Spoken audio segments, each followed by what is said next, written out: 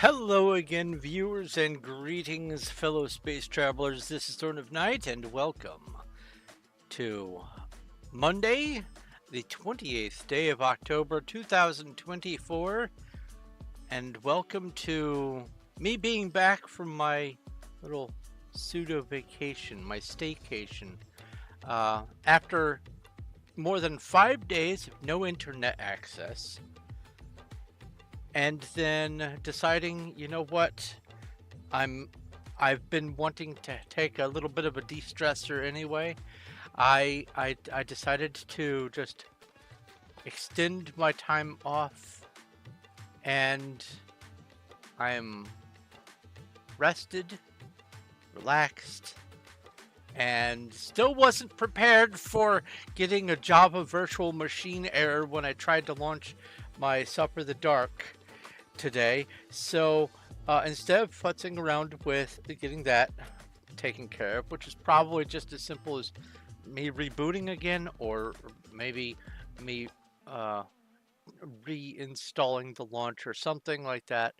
I didn't want to do that in the minutes leading up to the stream right now, so I have fallen back to my hyperfixation of late, 7 Days to Die, and I'm going to be working in the 7 Days to Thrive world today.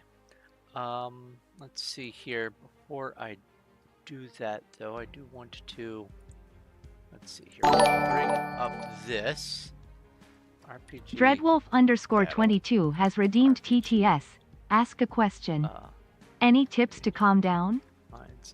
Any tips to calm down? Weighted blankets.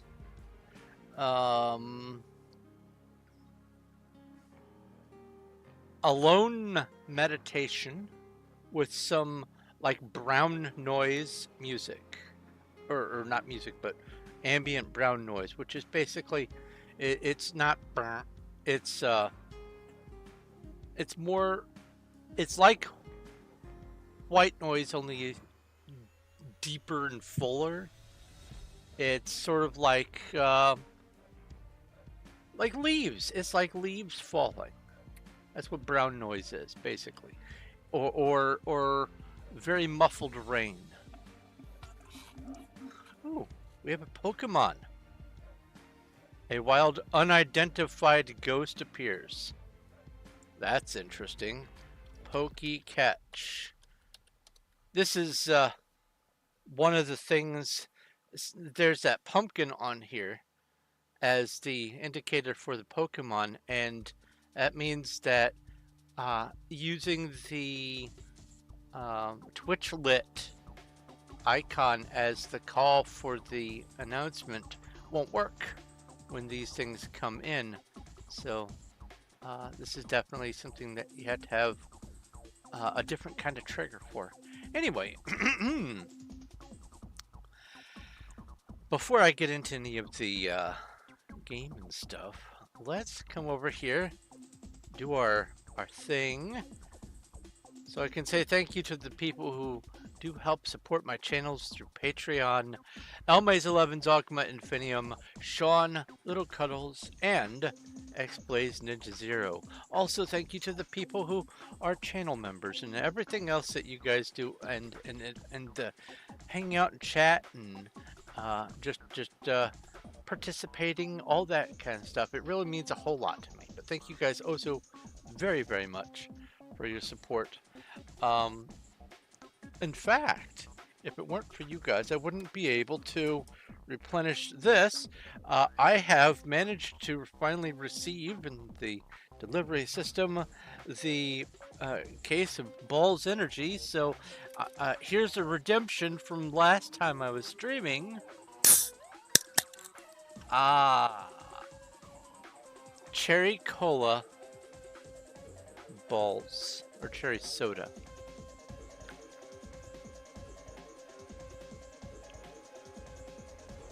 Wow, that's so fizzy. Wow. Blah. Huh. Man, that'll curl your toes. Anyway, let's come over to here. Oh, wait. Well, I'll just leave it like this. I almost entirely forgot about reading the dad jokes from the Discord, which you two can join by following the link in the description and then picking a role. Picking a role is important. You do that and you can become part of the Discord family over here with lots of nerdy things going on, but one of the things is I have a channel dedicated just to dad jokes so that I can have things to read during my streams. Let's see here. Where did I leave? Where did I leave off? Aha! My wife wondered why I was wearing 2 jackets when I painted our house. I said, the instructions on the can clearly state, put on 2 coats. You see, two coats. Ah, dad joke.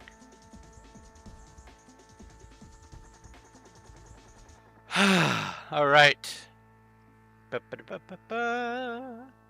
Let's bring the chats back up so I can see things happening.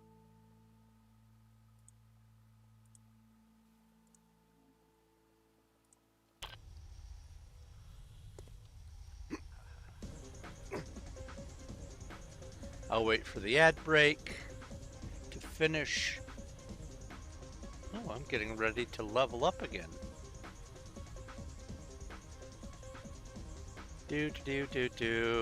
Ad break has ended. There we go. 3 ads. Yep. Sorry about the ads. So, also, by the way, hello Cuddles, hello Emma, and hello Dread, and potentially Zach, and anyone else who is watching. Hello, greetings and welcome. During my time off, I have been busy doing, well, writing, as well as doing some progress on this. I am, holy cow, I'm level 171, and I am still getting XP and still getting levels, so I don't know what the cutoff is for this, but I have bought 10 out of 10 for all 5 of the main stats.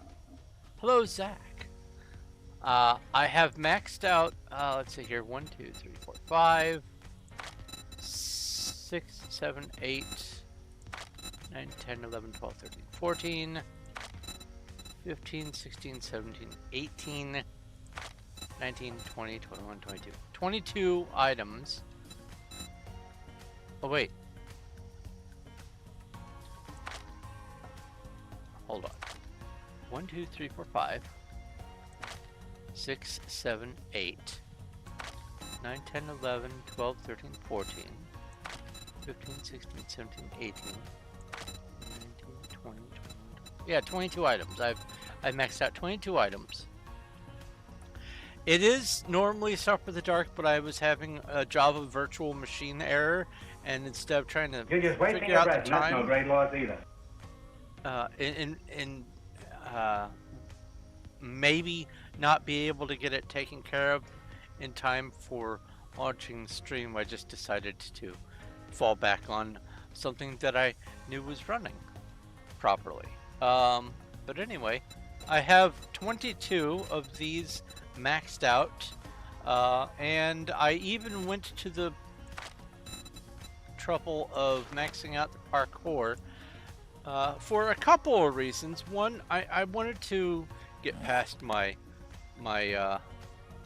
resistance to doing that, but also I found out that if I'm standing on top of this truck here, this 4x4, and I park under one of those street lamps, I can just jump all the way up and mine a street lamp without having to nerd pull. And also, doing the nerd poll is a lot more trouble now. Because I had to do this huge leap each time. And it's just a pain in the butt, so I just decided, you know what, let's play with that parkour thing. Why not? Also, the no fall damage, well, the no breaking your feet on falling thing is pretty handy. So I have 3 points unspent, and there's a reason why I'm not spending these. I don't know how many more points I'm going to be getting. I don't know what the level cap is for getting points, so I don't want to spend points unnecessarily. I have all of the skills that I feel like I'm going to need. In fact, I even have a point in packing mule that I don't need. I mean, I could spend some points in. I could spend some points in heavy armor. I think. Let's see here. Minor helmet is heavy armor.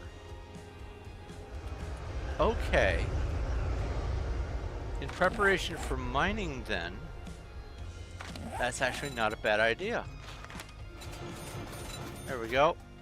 I just need one more point to get that maxed out. Reduce stamina penalty by 25%. I have some mining that I'm going to be doing. Excuse me. Ooh, soda burp. Let's see. Here is home base. This area right here I have labeled as a vault. This is where I'm going to be building a rather large underground structure. And also, way up here, I've labeled something called Ziggurat. I am going to be building a large temple, and I've decided that this is where I'm going to be also doing the monument to the dead. I have been doing a lot of clearing out of the towns and whatnot. Discovered some fun stuff, and found a road to nowhere up here. Found another road to nowhere right there. And I'm down over here. So I have basically the bottom half of the map to mess around with, and then I will have visited all of the towns and gotten as many resources as I'm going to probably be getting, other than some of these little shacks and stuff at the end of these little dirt roads. I will probably be doing that, but I have a plan for doing a mapping thing that's going to involve me revealing where all of these cities are, but I don't have it quite set up yet, so I'm going to do that afterwards, and once I get the setup in place, then I will demonstrate what I have in mind for that. But it's part of the storyline for the sequence. Boom, boom, boom. Let's see here. I am going that way. Okay. But yeah, a lot of progress. A lot of progress on 7 days. All of my tools are tier 6. All of my armor is tier 6. I have the 4x4. I have the... I haven't made a tier 6 auger or chainsaw yet. I have a gyrocopter. I have the motorcycle. I can make a mini bike if I want. I don't have a tier 6 steel sledgehammer. It's fine. I have a bicycle. I don't have a mini bike. I also have the tier 6 compound crossbow. I switched to the desert vulture because reloading part way through attacking a mountain lion that's coming after me, it was becoming a little tedious. So I decided let's get a little bit more stopping power than a crossbow. Crossbow's nice, but if I've been spotted, I don't get the sneak attack. So let's go with something a little more oomphy. So I crafted a tier 6 desert vulture. Desert vulture, 44 desert vulture. So we are going to continue with clearing things out, getting some levels, finding some goodies. I have some really big plans in store for what I'm going to be doing with this character, including some things toward the storyline for the sequence, like I had said.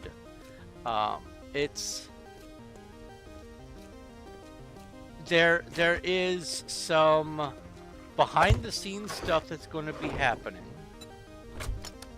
That's going to be kind of secret-y.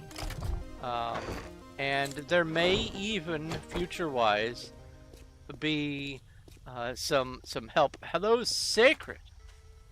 There might, future-wise, be some external help. Maybe Emma or Cuddles or even my wife might be helping. But as you can see right now, so far, it's just been me on this world. But there may be some behind-the-scenes help.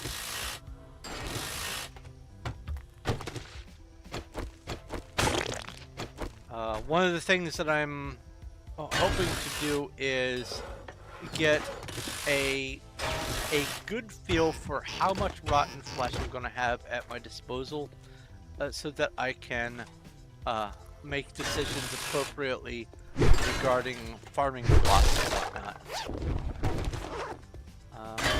So it's kind of hinging on getting some. You're on a different planet right now. It's kind of hinging on getting some resources stockpiled so I can do like a head count. There's the Pokemon. And Aracuda. I think I have that one. Poke check. Yeah. So just a regular Poke catch for you. I probably should have thrown an Ultra Ball at the random one that went off earlier. Isn't there? Oops. From here, yes. No, I don't know these buildings, not at all.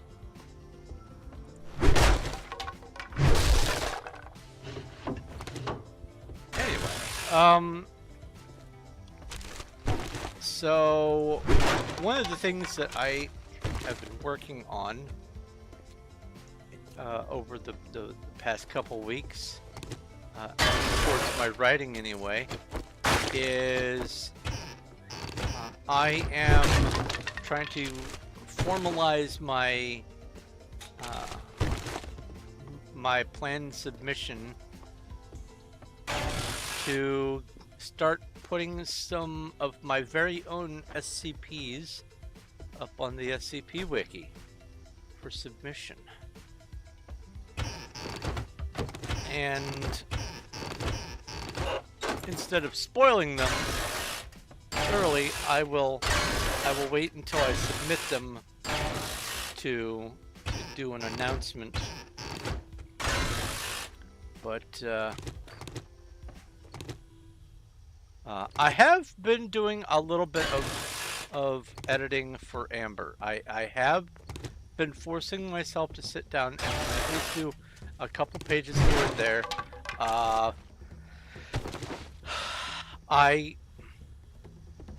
I am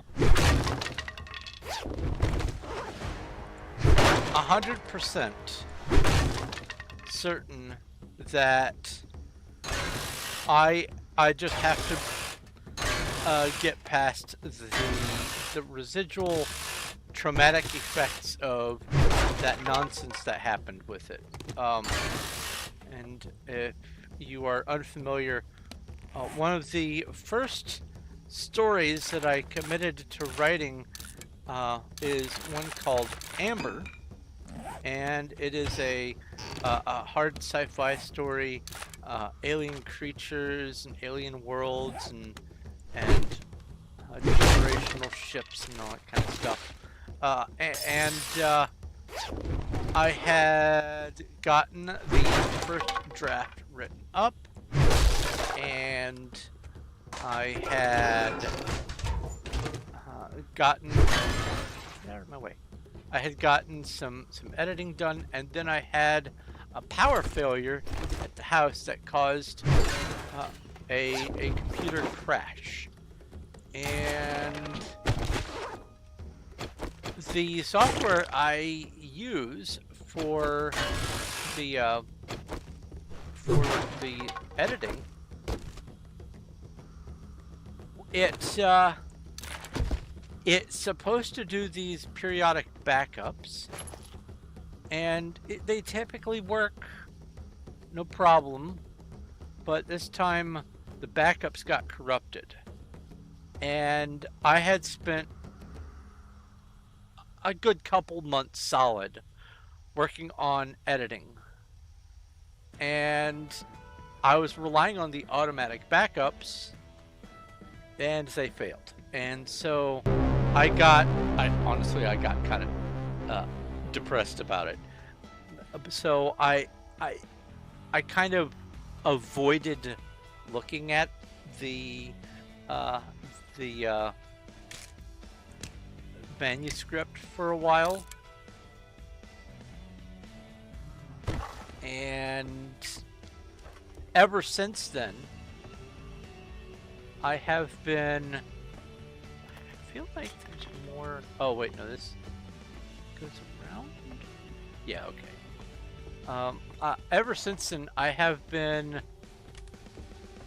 kind of skirting around working on the project because it left a bad taste in my mouth, and I need to just get over it and all that. But oh, hello. That's largely what happened, and I will get the thing published. It's taking longer than I originally would like. Emma the Eldritch Zoroark has redeemed Never TTS. trust auto backups. Ask a question. That last room has a collapsed seafloor that is the actual shortcut out.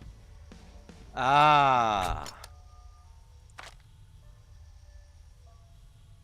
Alright, this goes here. I can go in.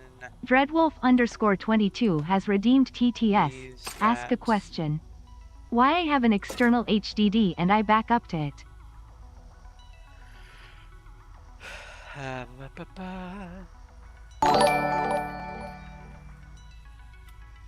Emma the Eldritch Zoroark has redeemed TTS. Ask a question. Also, did you get the hidden room behind the fridge in the garage? I was AFK. I did not get the hidden room. I didn't actually loot it yet because in my brain I said I'm going to offload after having disassembled the car because I don't want to be carrying around an engine while I'm looting the rest of the building, and instead of doing that I got distracted by just yammering at you guys, and ultimately I missed a couple of things. Boo-ba-da-boo. Got that. I've started, oh. I have started, disassembling beds. Because it turns out beds give an awful lot of XP. Emma the Eldritch Zoroark has redeemed TTS. Ask a question. I like to ponder the implication of that hidden room. Was this a kidnapper's house before the apocalypse? It's a good question. There are a lot of houses that have environmental storytelling set up that make it very obvious that it's intended to be that.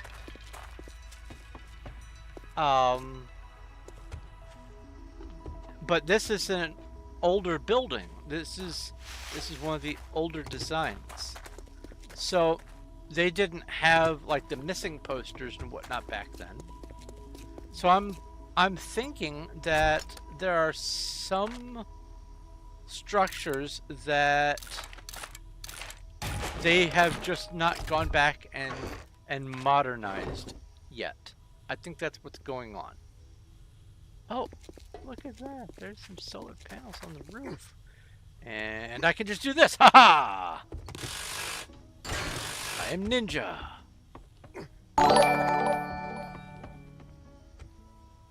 Emma the Eldritch Zoroark has redeemed TTS.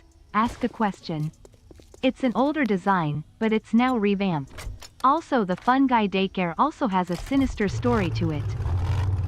Yes, it does. You're right. It does have a pretty decent environmental story to go along with it. It's pretty creepy, in fact.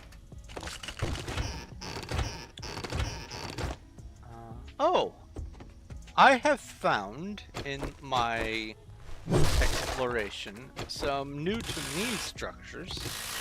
One is a large billionaire's estate that belongs to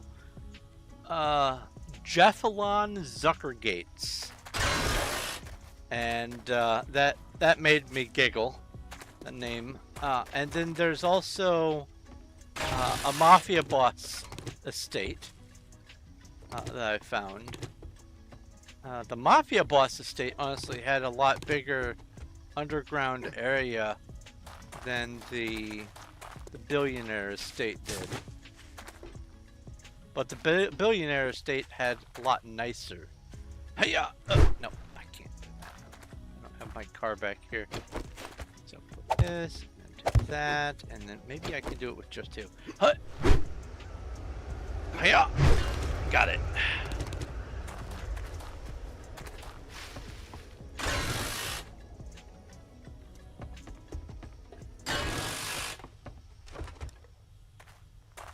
Any other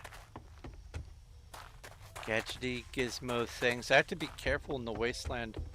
I have gotten the perk that allows me to pick up landmines, but that doesn't mean I don't accidentally derp and step on some. Emma the Eldritch Zoroark has redeemed TTS. Ask a question. One of my favorite underground facilities is tucked under a house, with a vehicle elevator in the pool, and a massive complex underneath for the NDC. Yes.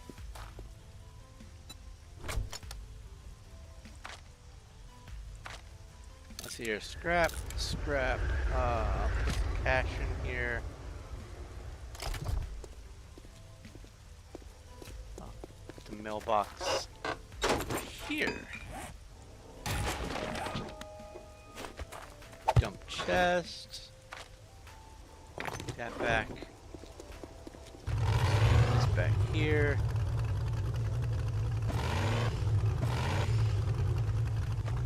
There we go. I like this, by the way. Basketball net and pseudo basketball. I found a number of like hotels and stuff. Emma the Eldritch Zoroark has redeemed TTS. Ask a question. My favorite part about the storytelling for it is that if you pay attention, there's tire tracks headed into the pool. Yes. Um, ooh, soda drink. Very fizz, much burp. Anyway, I found a number of hotels that have these spheres, uh, and also some donut shapes in. Oh, this is going to be a problem. There we go. In some swimming pools, and when you land on them, they go, "Oh, gravity! That's right. There's gravity. That's a thing." Um, Basically, you surprise them into falling, and All I think it's systems go. How may I help? hilarious. I hate accidentally clicking on that thing.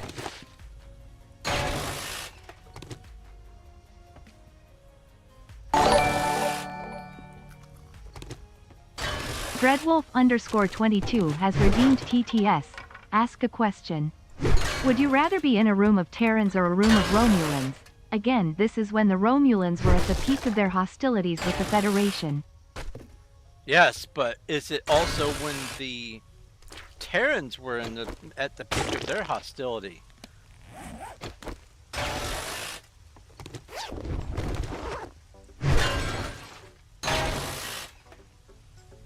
Now, I presume the Terrans are the the mirror universe humans.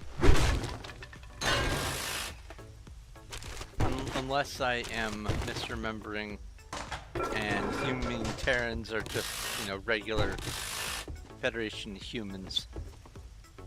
But I'm just going to go with the assumption that you're asking about the mirror universe. I think it would honestly be less stressful to be Romulan. Dreadwolf_22 has redeemed TTS. Ask a question. Yes to both your questions about the Terrans. Okay. I think it would be less stressful, honestly, to be in a room with Romulans.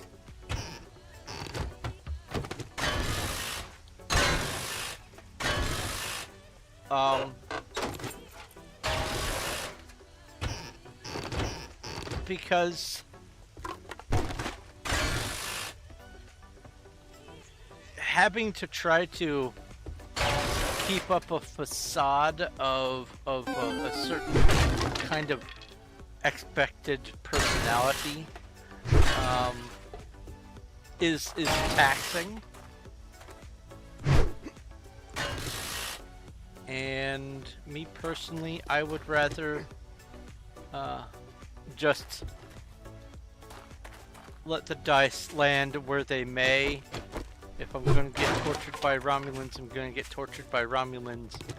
But I would rather deal with the Romulans than the Terrans.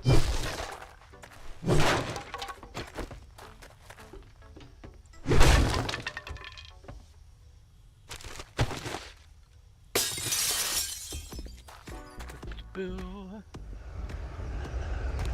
I like this. This is a nice touch. They started doing tablecloths and laundry on clotheslines by using a single thin sheet.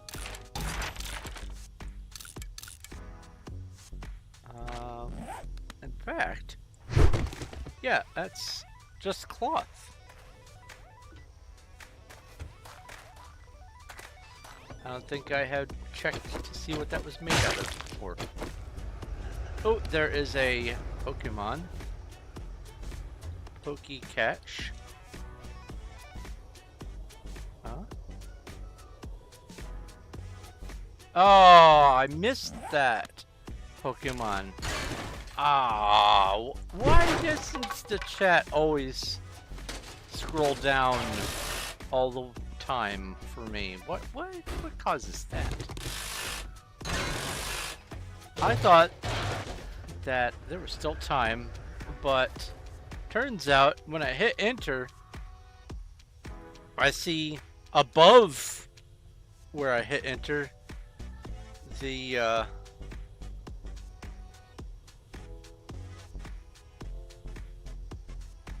oh. No, I see what happened.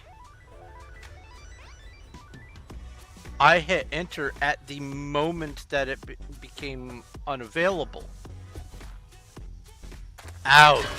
Now that's rough.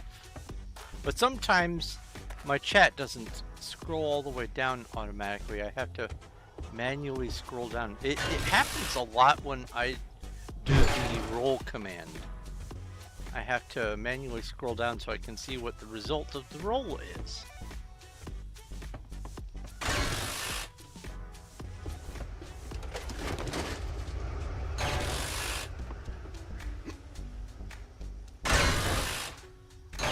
So the acrobatics from the parkour is interesting, but I feel like it would be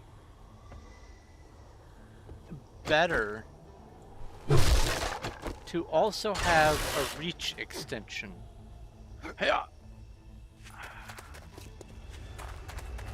That way I can reach further. That way I don't have to get right up on something in order to harvest it.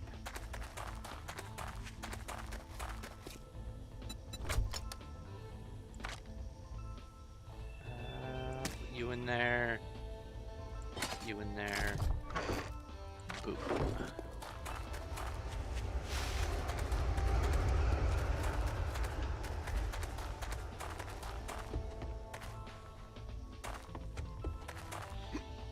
Aha! Up and over.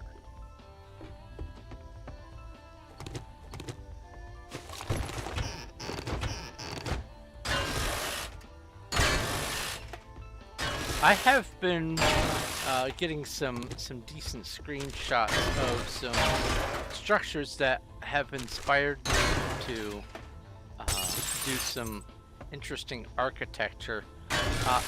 They have made use of a number of their new building blocks. I like the blinking light. Go away. They've made use of a number of their new building blocks to do some pretty interesting artsy sculptures. But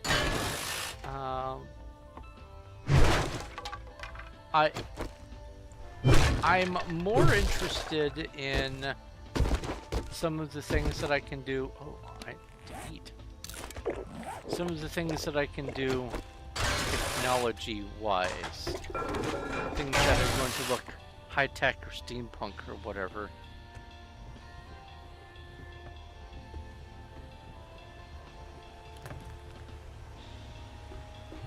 Alright, this. Up. Okay. We'll just do this again. That's the thing I don't like about the parkour. I wish that it wasn't always on. I wish you could turn off the parkour, but even crouching, look at that. That's redonkulous.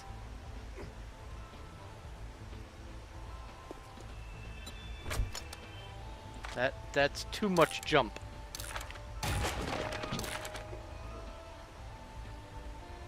Let's see here.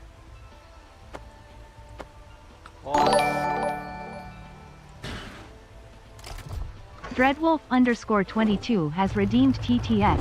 Ask a question. For some reason, the Praetor seems more interested in talking to you than torturing you. The IRW Kavarna brings you to Romulus to talk to the Praetor about a possible peace treaty with the Federation.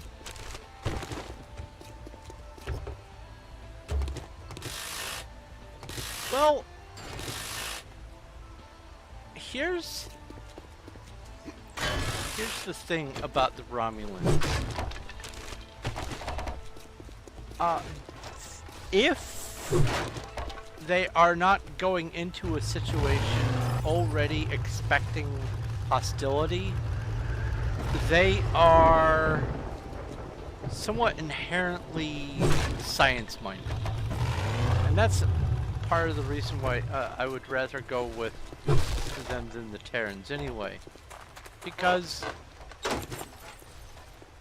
if you happen to encounter a suitably geeky Romulan, you can have some nerdy common ground and not be as bad off. With the Terrans, though, if they don't like you, they just don't like you. You're either in like Flint, or you're going to be the next public execution.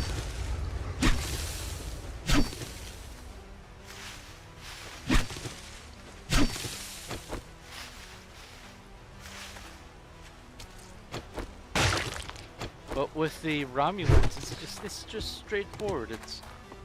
You'll know immediately if you're going to get got. No guesswork, no backstabbing, none of that. It's either they like you or they don't.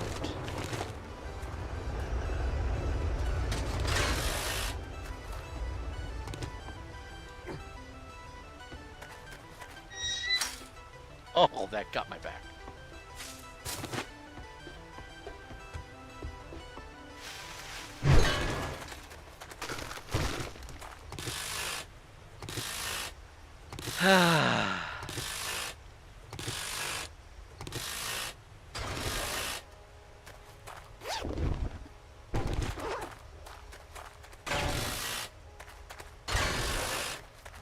Checking for exterior stuff.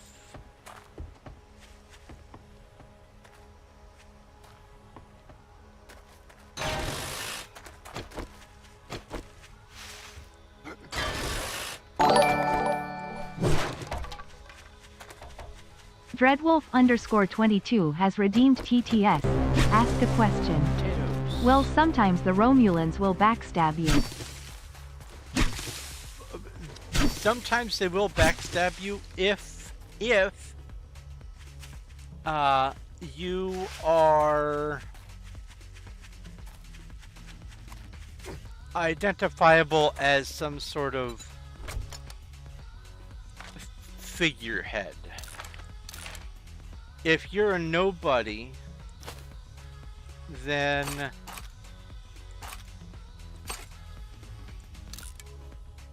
you can just be a person, and sometimes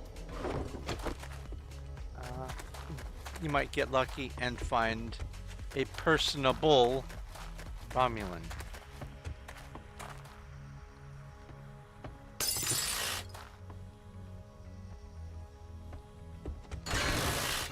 Because don't forget, when they were at the height of their hostilities, there were already little sub-factions of Romulans that wanted peace anyway. And a lot of those were in the scientific community.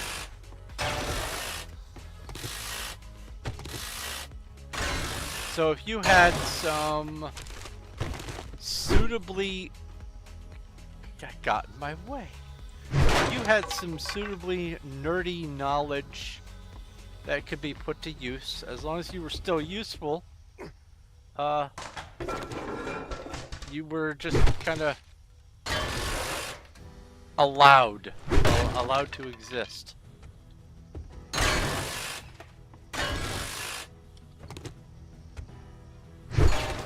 It was like a slightly more hostile version of interacting with the Vulcans, honestly. Because remember, the Vulcans weren't always all that great of people.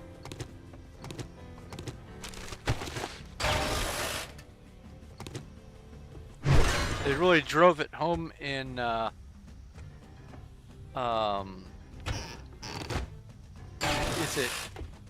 is it Enterprise? That's Scott Bakula. I want to say it's Enterprise. Unless Enterprise is the new one. Huh, now I'm questioning. Anyway, the one with Scott Bakula. With the Andorans and the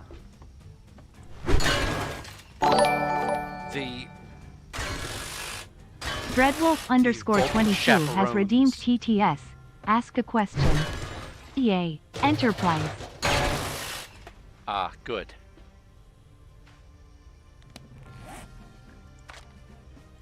I love it when my brain supplies the correct answer the first time.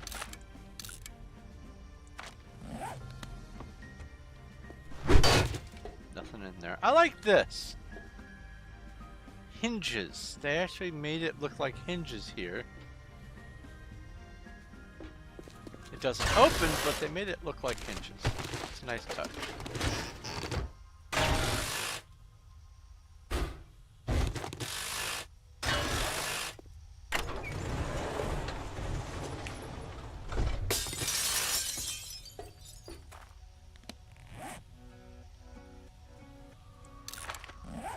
Let's go ahead and free offload.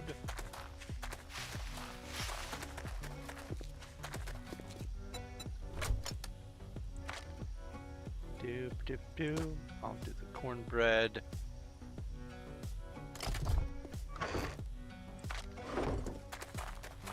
Probably not gonna fill up in here, but might as well. I'm outside. No point in putting it off. Emma the Eldritch Zoroark has redeemed TTS. Ask a question. Anything special planned for Halloween stream? Boy, let's see here. Thursday is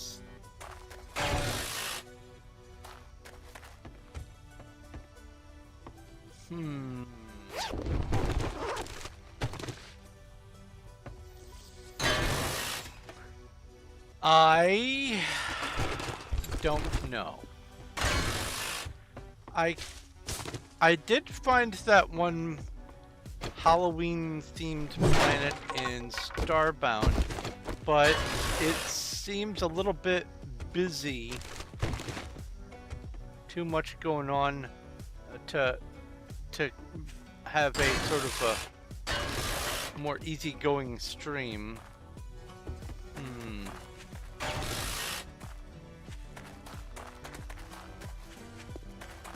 I'll have to think about it over the next couple of days. Thank you for reminding me that Halloween is rapidly approaching. Yeah, it's normally Performium for my Thursday stuff. Emma the Eldritch Zoroark has redeemed TTS.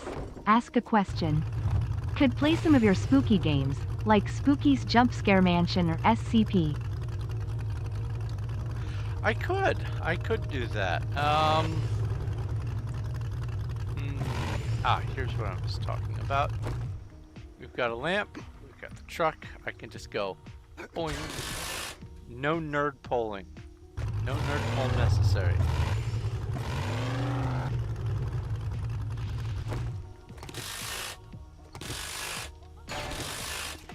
Now I think,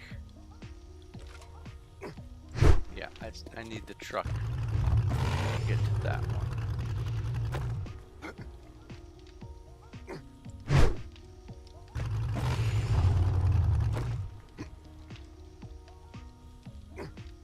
There we go.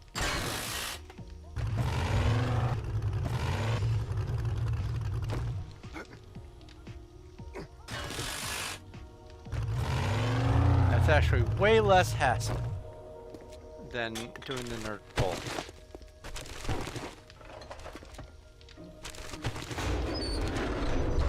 I'm glad I gave it a try. But yeah, I didn't.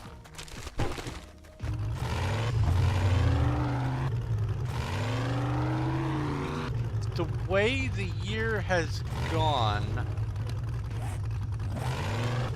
I didn't really get a lot of I didn't allow myself to get much time for setting up for little events like Halloween or Christmas or whatever for Performium. Hey, we all got it. Nice.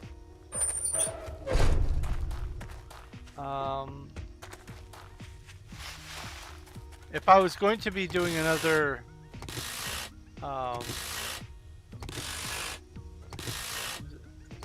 giant pumpkin thing, I should have planted the seed, so to speak, back in June and been slowly growing it. So yeah, if I am going to do some sort of spooky Halloween thing, it's probably going to be a non-typical game. Maybe I could go trick-or-treating on Dead Frontier 2 or something.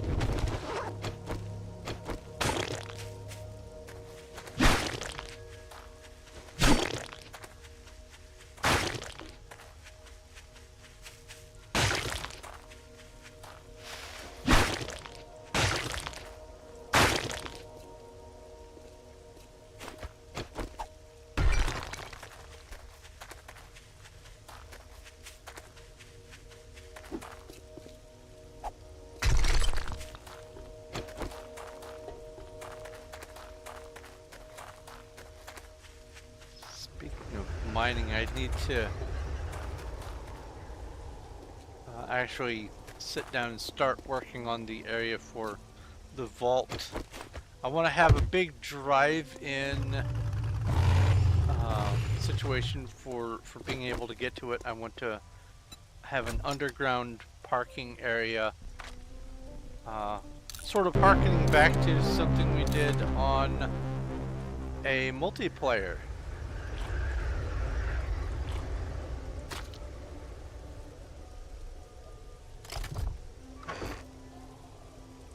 We had that one underground vault, one of the last of the meat grinder versions. Let's see here. RPG battle.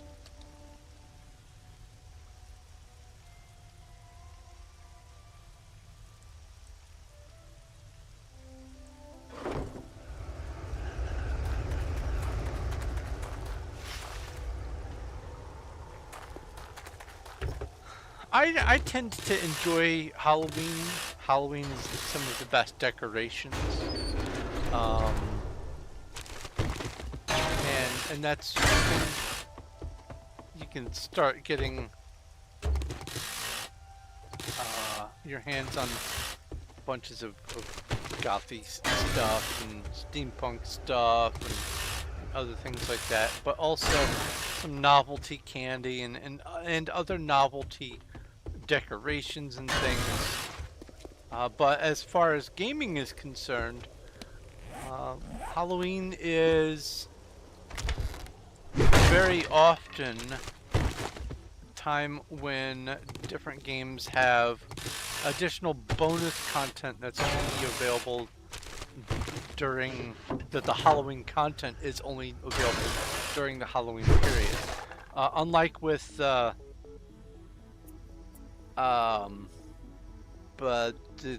Terraria, where you can in the middle of the year you can make the holiday events happen. Not all games have that. I can do that trick. Oh, the Brussels sprouts, Ferreros. That is hilarious, honestly. One year,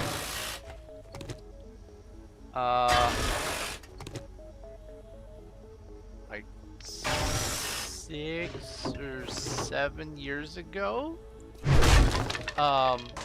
Easter fell on April 1st, and so I went and got a bunch of those chocolate candies, the little chocolate eggs wrapped in the tin foil, and I opened them all up, and instead I put in a bunch of grapes, and I went and visited some family and offered some Easter snacks, and the younglings were very excited to get some chocolate and very disappointed that it was frozen grapes.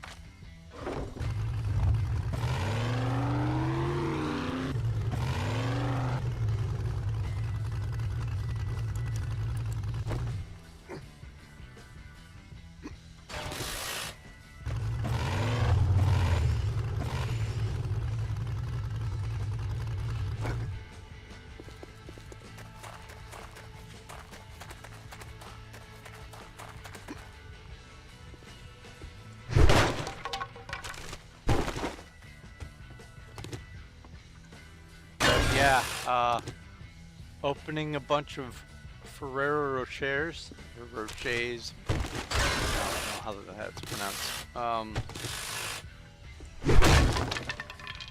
and pulling out the candy and replacing it with Brussels sprouts.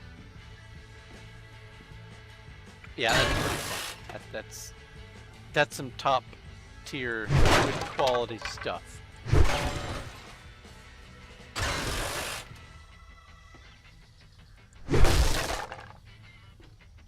You wish you had help collecting snow?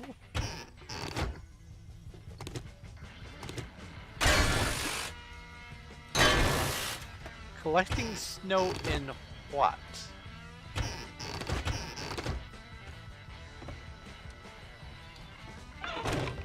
Apparently I put my nose past the interaction point.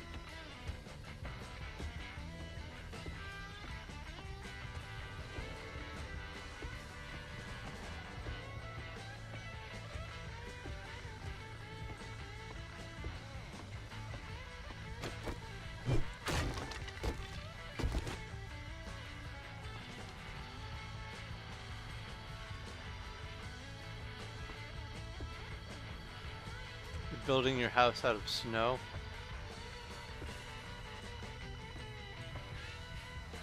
Isn't that called an igloo?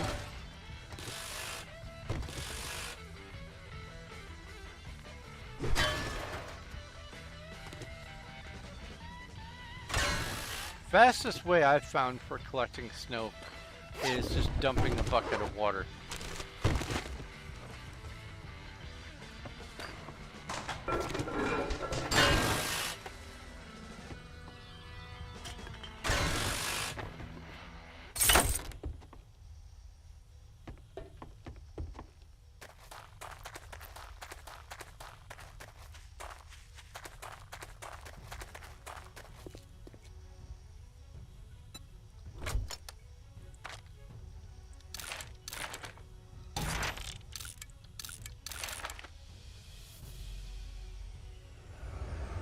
Oh wow.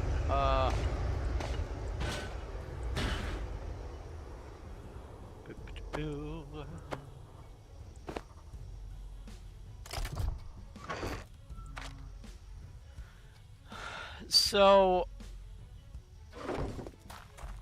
in the realm of character news for this character here, on day 163. Oh wait, there's still one more thing up here, I think. Day 163 in game, I finally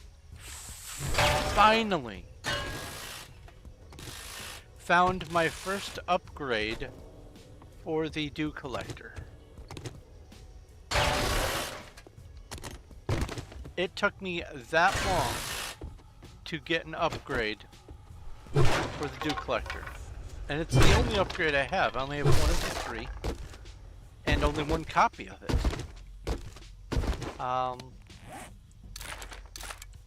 Other than the beaker, the dew collector has the only crafting station upgrades that you can't craft. I have the knowledge to make a working 4x4 truck, but I don't know how to make a tarp. Something is off balance there. Just saying. Can't quite place my finger on what.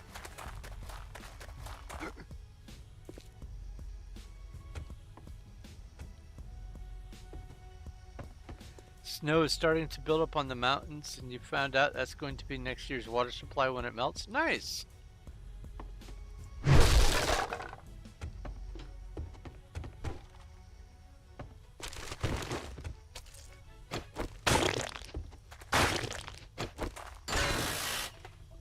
Alright, let's see if we can get some precious gems, gold, silver, diamonds. Oop. There's some silver.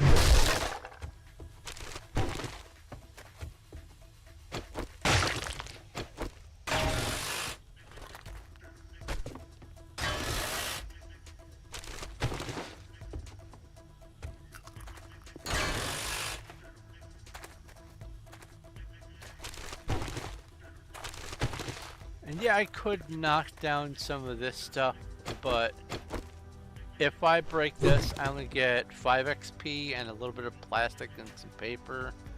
And same thing here, if I break that, I only get like 23 XP. And that's 23 XP at level 171. So it's not really worth it if I can just go out to a desert and get some. Like if I dig this, I think this is worth more XP. Yeah, that's gravel and it's worth 10 more XP. So for me, I think it's going to be more worth it to not waste my time and energy getting rid of these bags. If it's cement and stuff, I will potentially come back and gather a bunch of those, but even then, a few workstations, a few forges, a few concrete mixers, just set up and tumbling away is going to be adequate for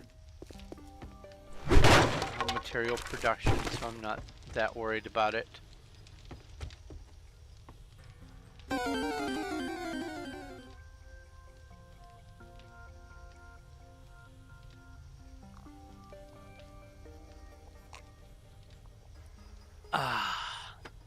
Oh god, I forgot to put sugar in my tea.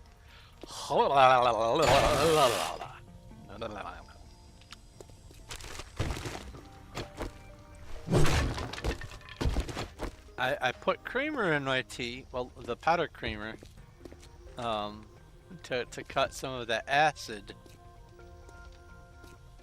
but the creamer tastes, it has a flavor, and I like to cut it with a little bit of sugar, and I forgot the sugar this time. Whew.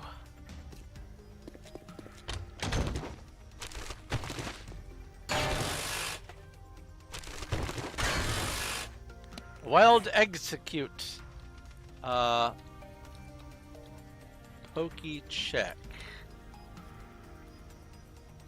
Pokey catch. What? Pokey shop. Pokey ball 100.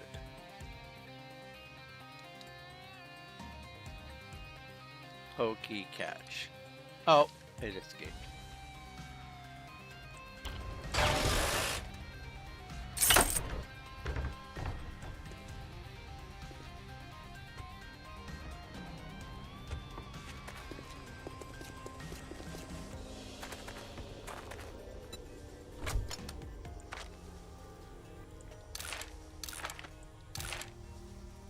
Yeah, in case you couldn't tell from the fact that my game is on day 215 right now. I have definitely been getting a lot of screen time on 7 days. Enjoying it immensely. I've gotten past that hurdle, that self-imposed obstacle dislike caused by the FU pimps doing nonsense to their game. I've gotten over it, and now I can get back to enjoying the game for the things that I do enjoy about it.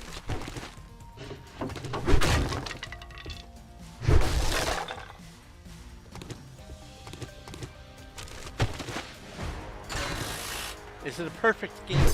No, it's not a perfect game. If it was a perfect game, there'd be fishing. I think that's one of the criteria for the perfect video game, is that there's in-game fishing.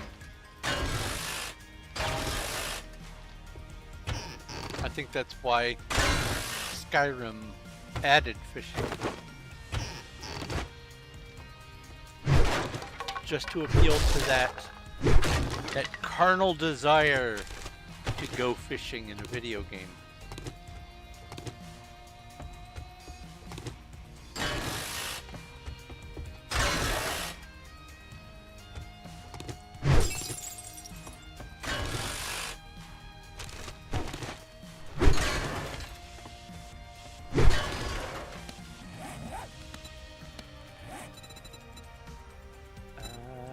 And boom, there we go. Still have an extra point.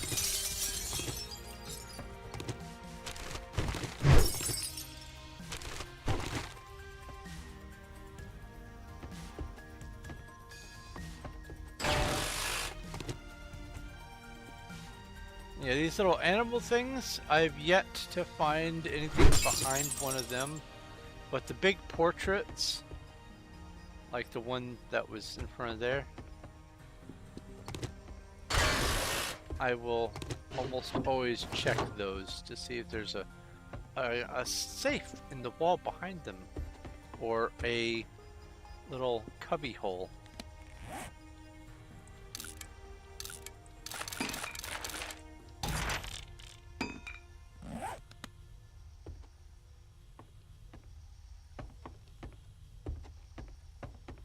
Fishing in games 9 times out of 10 is more fun than fishing IRL. I do tend to agree, but I do have a fun fishing story. The one and only time that I went fishing with my aunt and uncle. It was some evening fly fishing. They were trying to teach me. Ah, there we go, another portrait. They were trying to teach me how to get into some fishing, and it was very rudimentary fly fishing. And I'm at the lake with them, and I'm all set up. I bring the fishing rod back, and I zip it forward and let momentum and inertia do its thing, and it never goes bloop in the water. But I've caught something. I was really excited and really confused, and I reel it in, and apparently a bat saw my fishing bobber thingy and said, "That looks like it's food," and it caught it mid-air. I caught the tail of a bat with my fishing rod, IRL, and that's the only thing I've ever caught when fishing.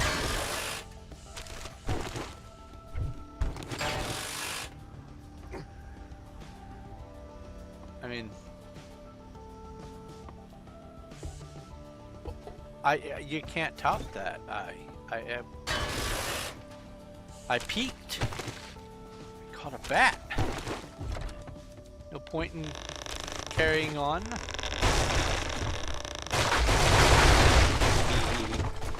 I love watching it collapse like that.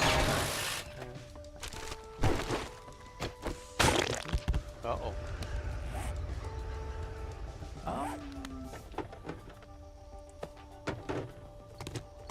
Let's go offload.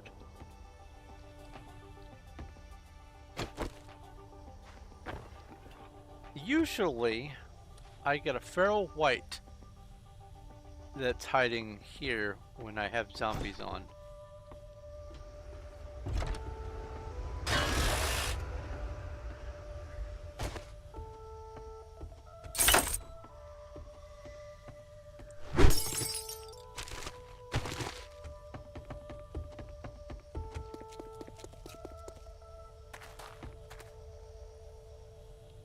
I have yet to find a bomb behind a photo. I've yet to find a booby trap. I think they took that back out.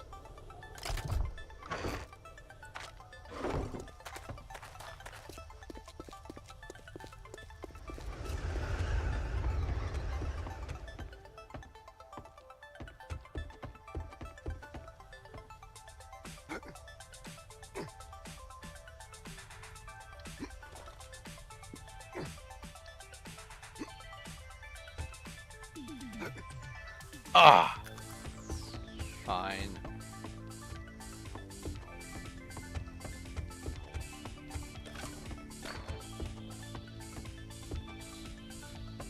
Oh yeah, there for a while they added booby-trapped paintings. You would break the painting and it would explode at you because bomb. And you could sometimes tell which one it was, because if you'd come off at a steep angle like this, you'd see what looked like a single bullet in the middle of the painting sticking out from the wall like a little brass cylinder. Those were explosives. I found out quite by accident. There's some gold. There's a diamond. Nice.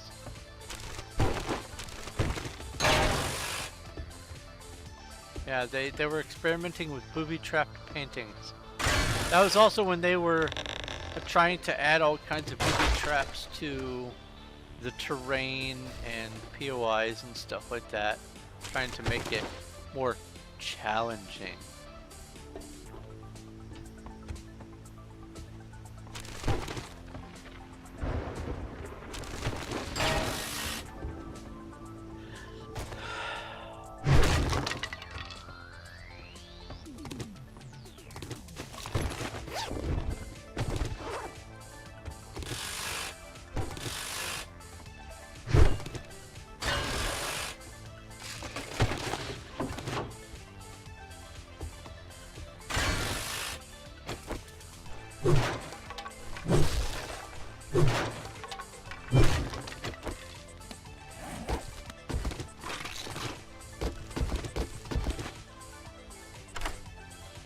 I'll try one lockpick. Sweet.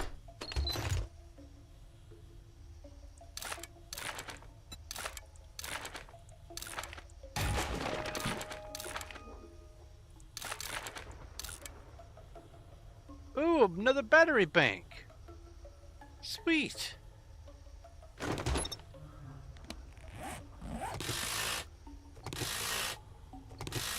I mean, I don't have any plans for doing things with electricity, not at all.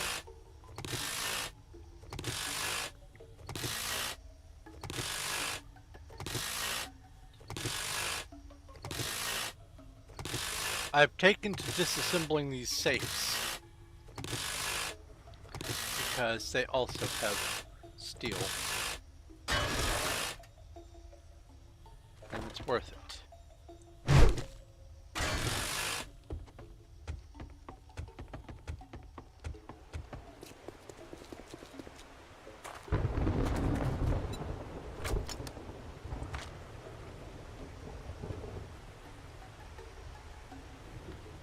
That can go in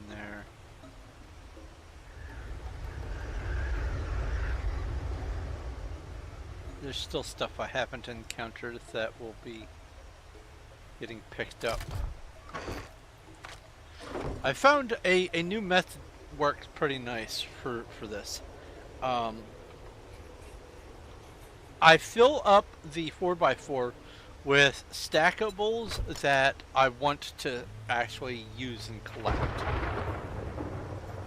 And then when I get a full stack in here, so like for instance I get, where is it, 250 cloth, I take the full stack, pop it out here, and then put the partial in here, and then I put the full stacks in the dump chests, like I've done here with the 125 rotten flesh or the 1,000 electrical parts, or the cloth fragments. Oh, in there.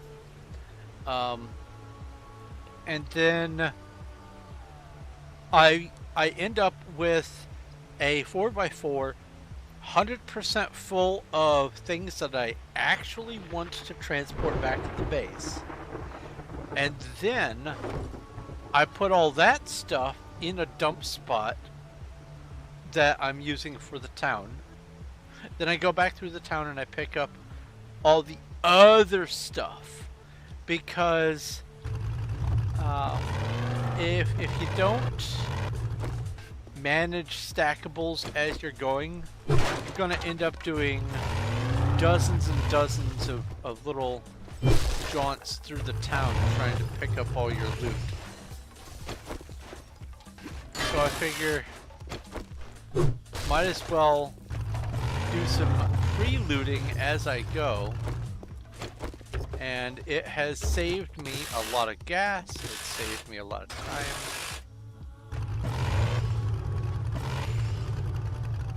It's helped me get a little pre-organized.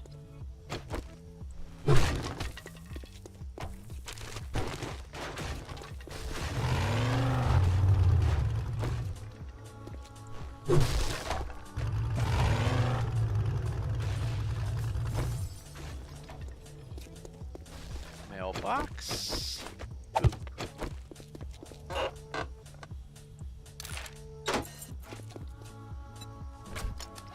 Boop. Excuse me. Pardon. Sorry. It's the soda. Solosis. I don't know if I have that. Pokey check. I do. Pokey catch.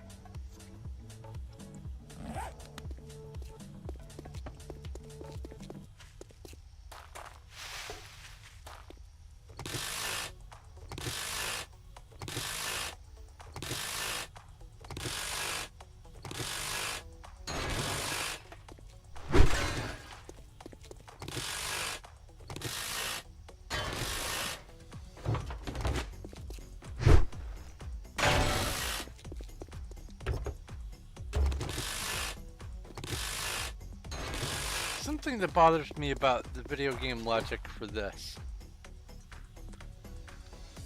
I see corn right there. It's dead corn, sure.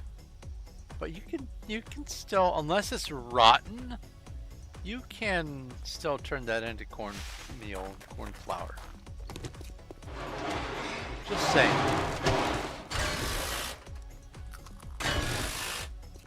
Video game logic could be like,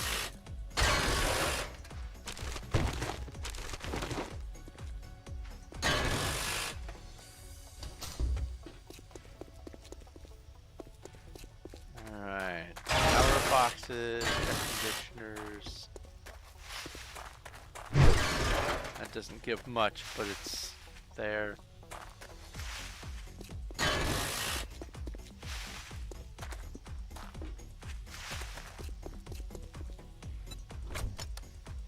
Fill those up, scrap that.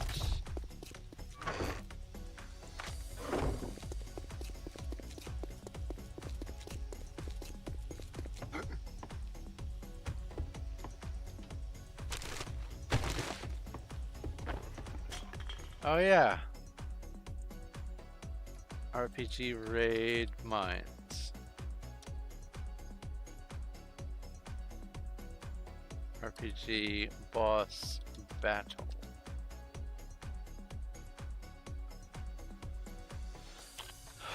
We're getting that Sphera down to almost 100,000. Pretty soon it'll be a 5-digit boss.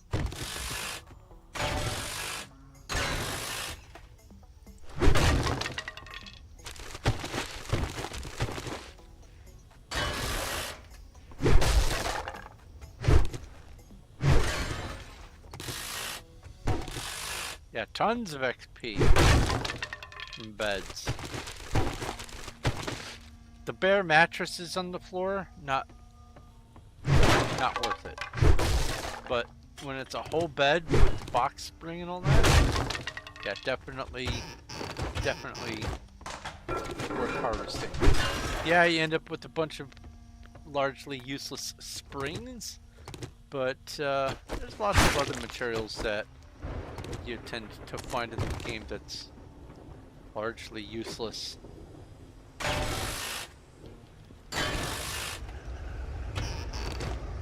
When you're going for XP, the material you're getting is kind of secondary.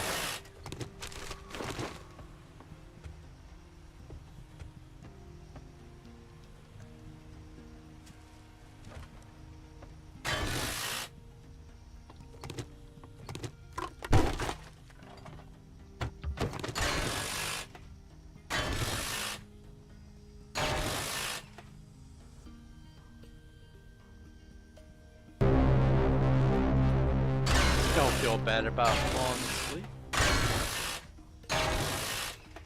I tell you, my sleeping has been just really off kilter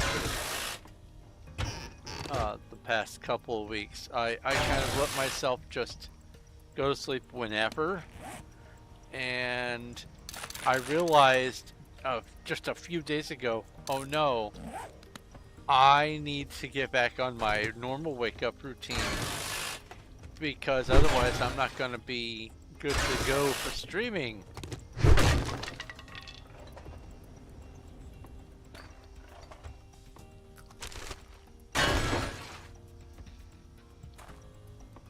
So I had to do a little bit of finagling.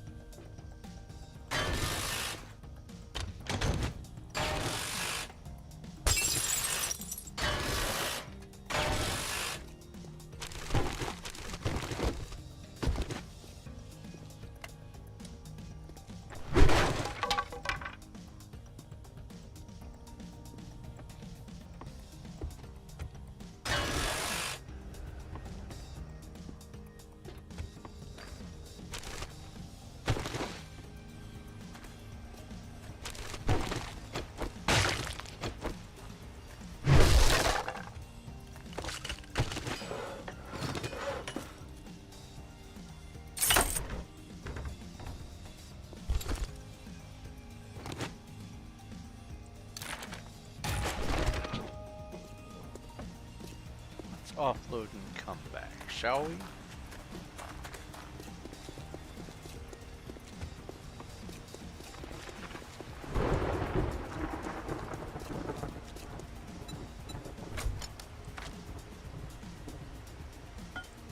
Stack of pipes.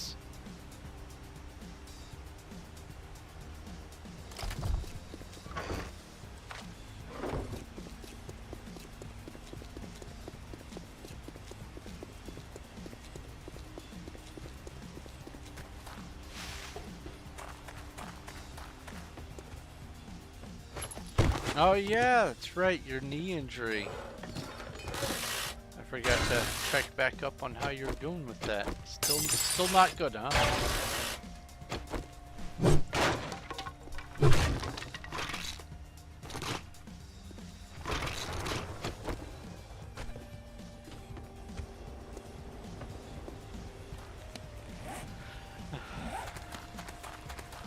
After I misstepped and tried to avoid stepping on my cat when he walked in front of me, I turned my foot all funny, and that ended up with me needing to stay off of my foot for about 7 months because of the damage that I incurred on myself.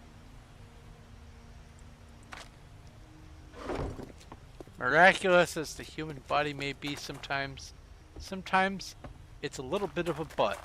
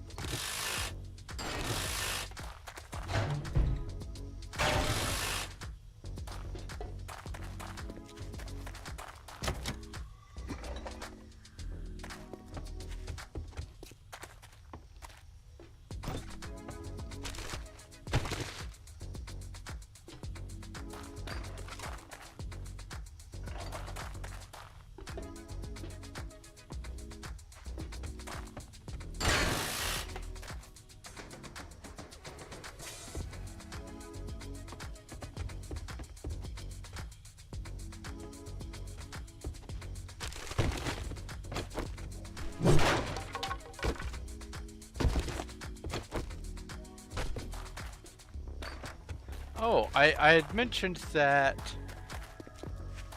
I think on day 163 I found the first, the only dew collector upgrade that I've found so far. Other news, on day 180, I think it was, I got the last book skill. I was missing one of the sniper books, and I didn't find it until day 180. So I have all these learned, and all of these are also learned. I don't need to carry around the nerd chest piece anymore. I can just read everything on site.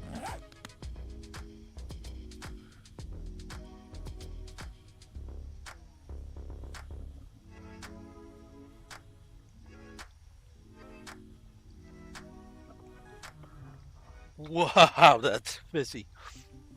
Whew.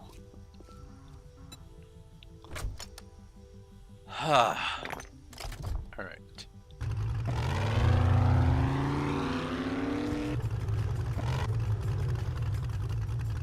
Park here, get up on this, and go in.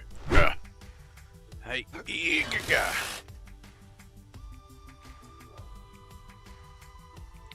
how do I cope with the blurriness? Well, for one thing, I turned the motion blur off or down or whatever. Let's see.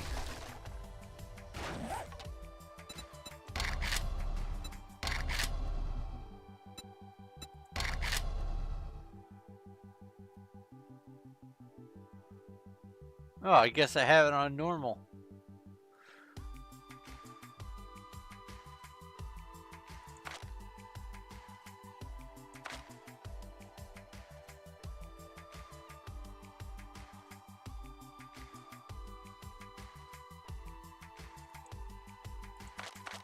Well, I haven't really been noticing any real difference. On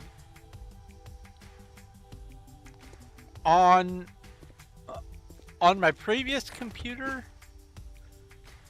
I definitely had a huge issue with it, and I just turned off motion blur entirely.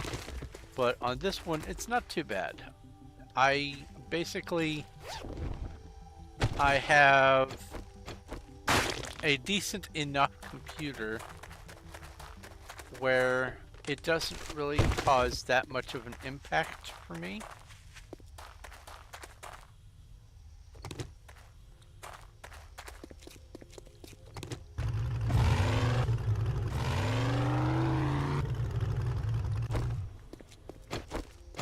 But how do I deal with it?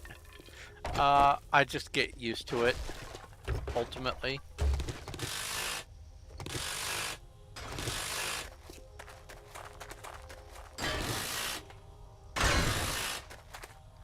Potted plants, I have a plan for these.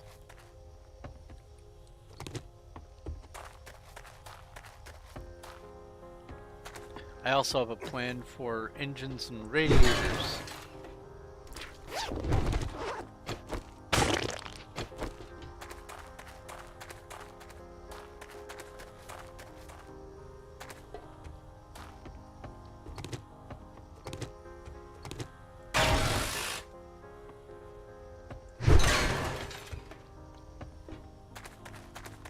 Any other electrical boxes? No.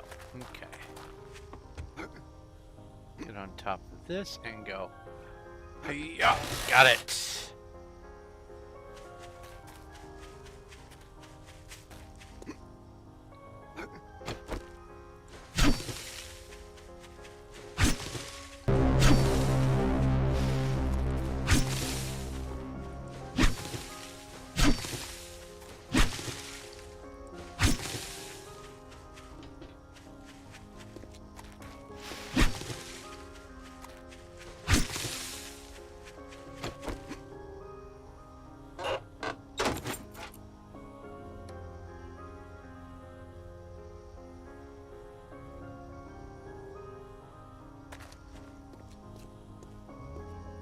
I will say that the motion blur technology that they have implemented is a lot better than it used to be.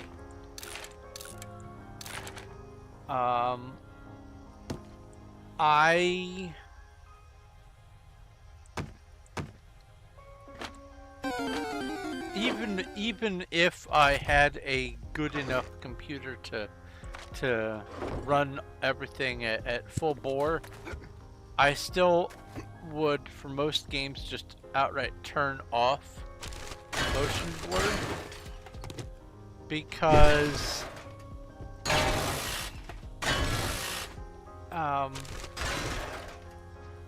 even on fast PCs, the movement latency would cause a whole lot of disorientation, for me at least. But on this computer, I put this computer together for like $3 grand. Everything tends to run pretty darn smooth.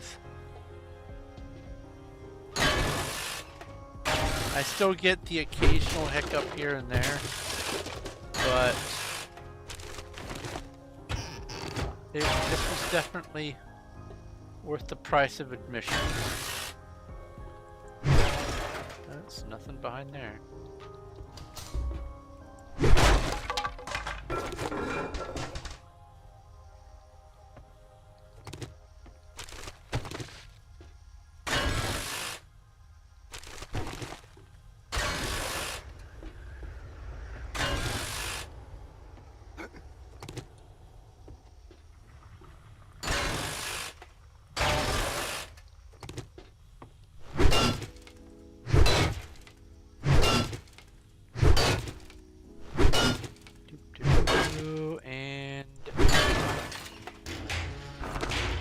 It's doing the stacked output. I have 24 lead permanently stuck on my screen. Boop. There we go.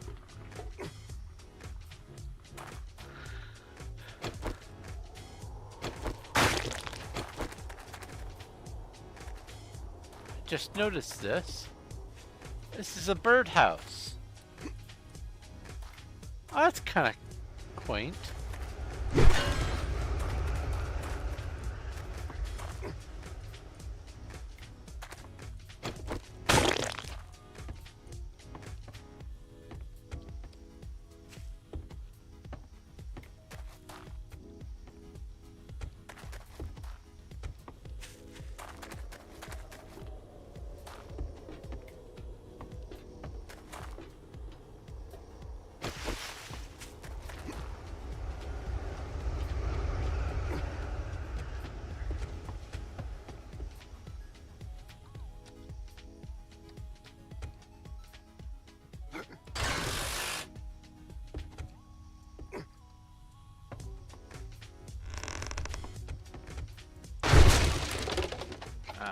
The only thing up here is the bird, or the potted plant.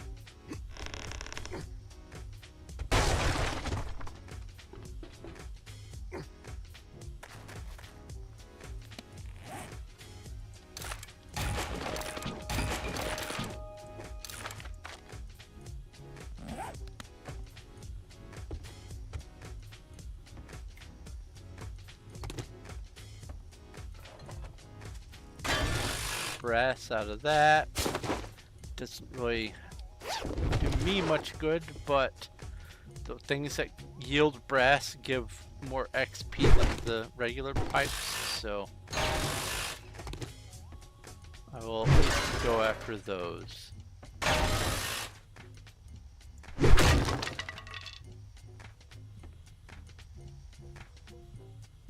Oh, why does the drone have to be so close? I know, right?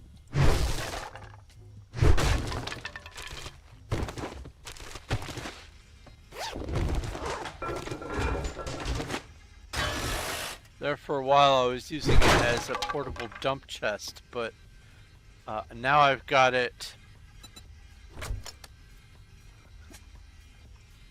It has my biker outfit from when I'm riding the motorcycle. It's got my food and drinks, it's got my vehicles, and it's got some tools and stuff. My casts, my sewing kits for injuries, vitamins for if I'm going to eat something that somehow gives me dysentery. Honestly, I don't really need vitamins anymore.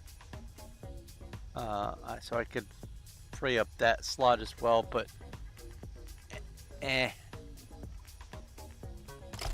if I figured if I'm not going to be using it as a dump chest, I might as well just keep it full of things that I want to carry around with me, but I don't want to have on me.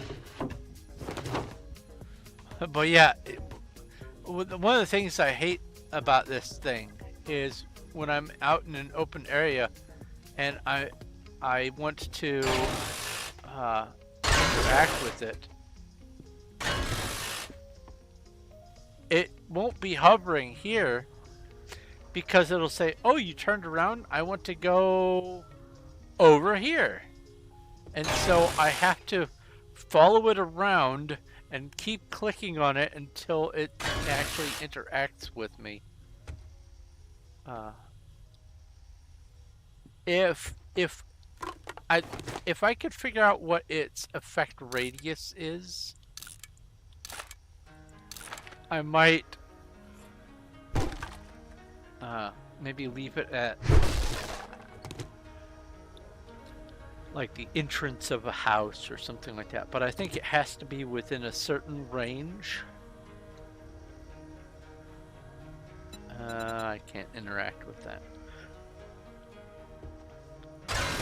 And I like to have that stamina regeneration. Oh, no, not scrap.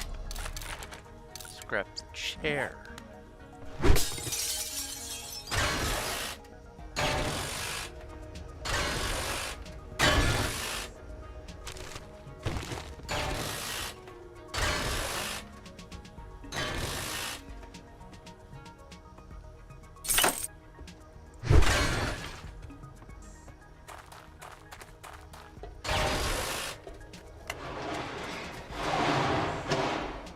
So let's see here. This is 29 XP for just the metal pipe.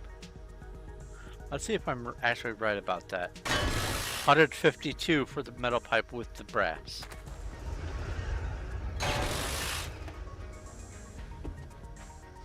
So I did remember it correctly. I'll go offload.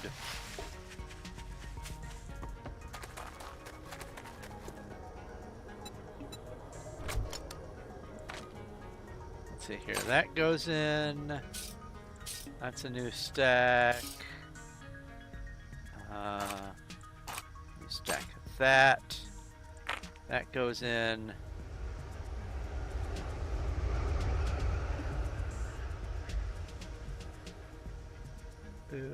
Boom. Boy, I haven't. Usually by now I would have almost the full complement of things. But there's still some stuff missing. Problem is I don't know what's missing. It's probably assembly parts.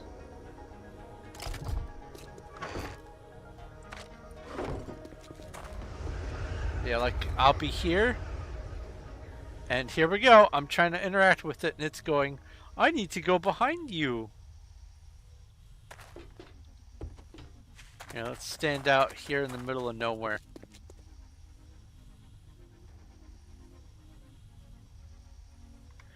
It has this protocol where it tries to go behind you so it's out of the way, but it also tries to go behind you out of this line by either going some amount off to the left or to the right, so that if you do happen to be playing in third person over the shoulder, it's not obscuring your view.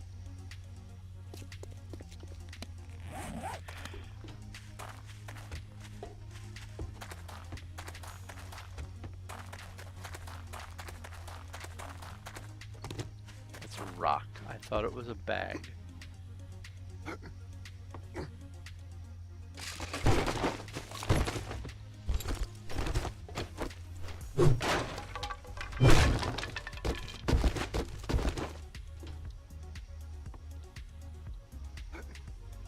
Nothing there.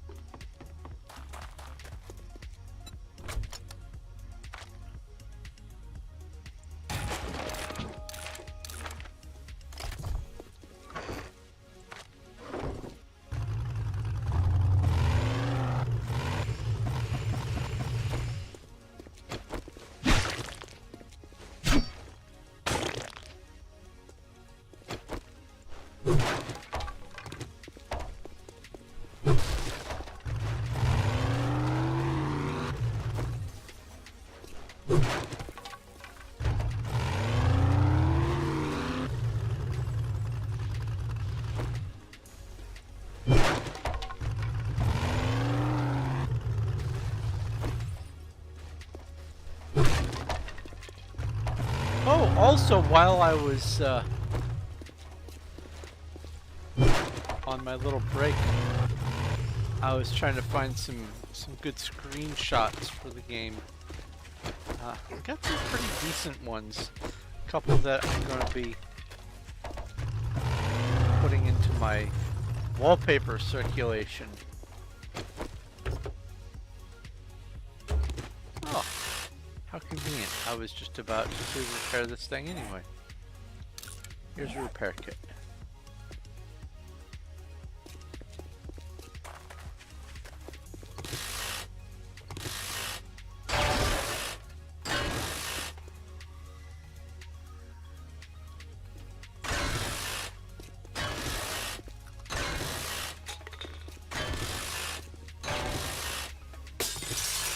So of the different gas qualities, 87, 89, 93, and there's some other non-standard ones that pop up at a couple of gas stations here and there. it is important to make sure you get the one that is designed for your vehicle. Some people go, oh, I get the 93 gas because, you know, it's more oomph. It's not more oomph. And if your vehicle is designed around the 87 gas, and you put it in the 93, you're going to be running less efficiently. Always get the gas that your vehicle requires. Here, I'll try a lockpick.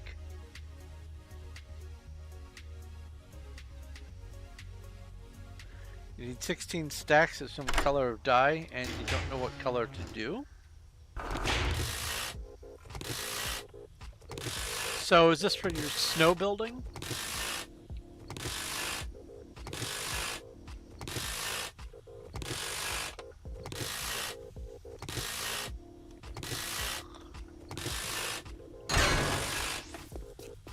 Kinda. It's kinda for your snow building. How is it kinda for your snow building?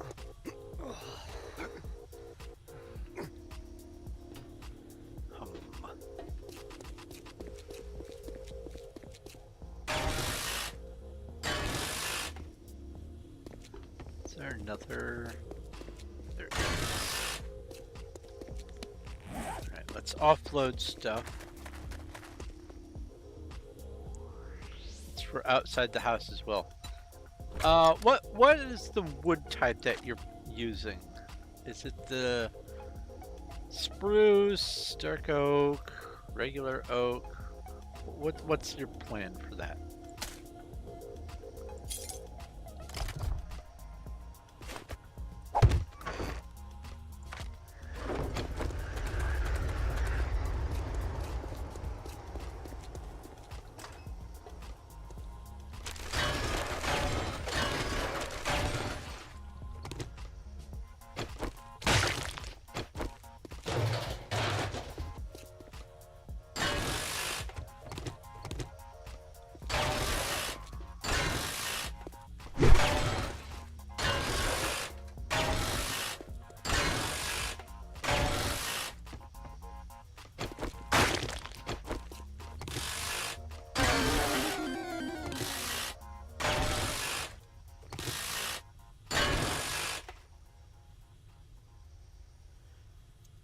So red, orange, spruce, and dark oak. Okay, well that answers what you need to use for the dye. If it is a material that's going to be getting used to be built alongside your structures, then I would recommend orange dye. Orange wool, orange terracotta. Is this the bathroom over here? Yeah.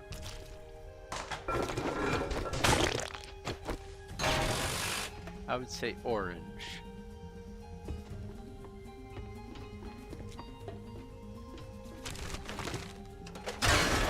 Because if you've got the white going on, the orange works real nice with the spruce and the dark oak. Orange glass? Oh, if it's glass? Oh yeah, for sure.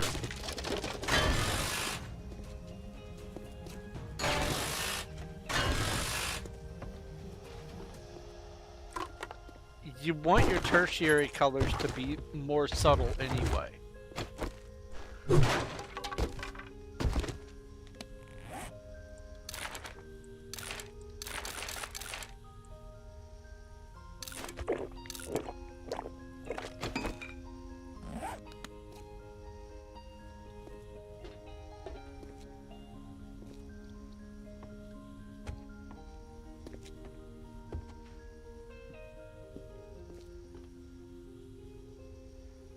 There's no exit release button thing.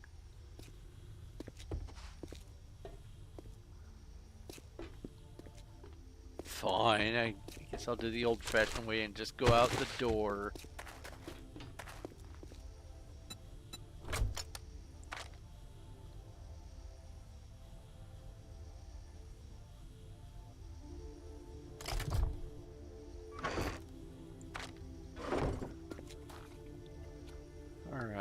Alright, I need to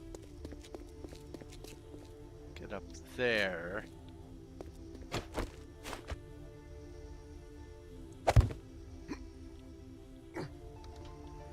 Ouch.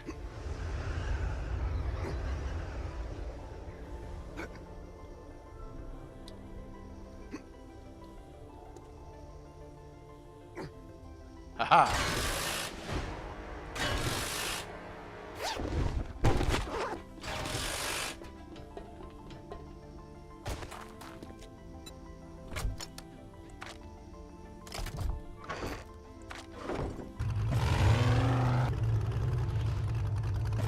I forgot to do this building.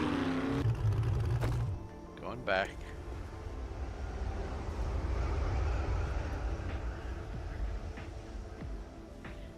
"16 stacks of something that gives orange dye," or, you know, 8 stacks of dandelion and 8 stacks of poppy.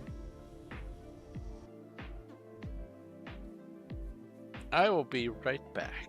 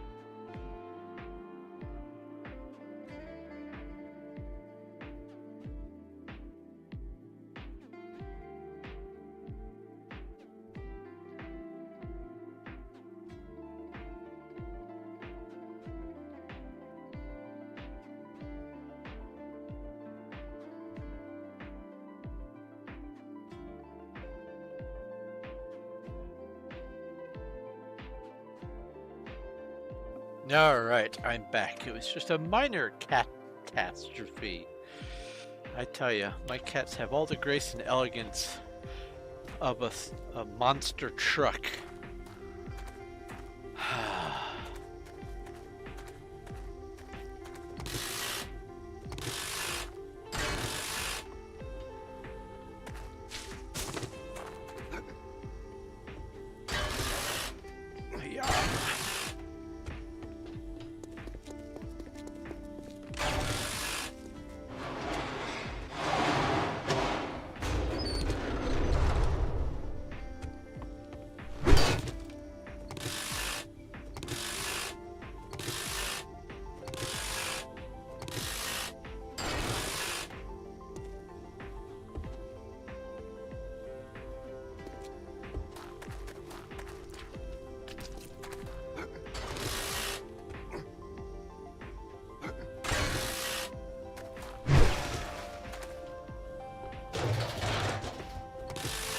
Yeah, when it comes to having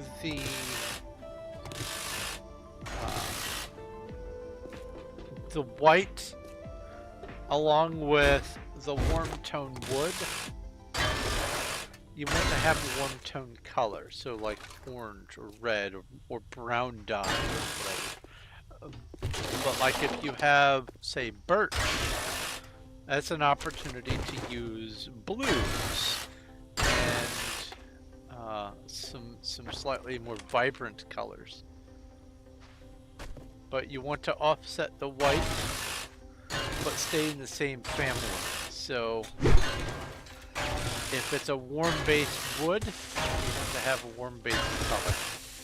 And orange is pretty warm. It's not bad.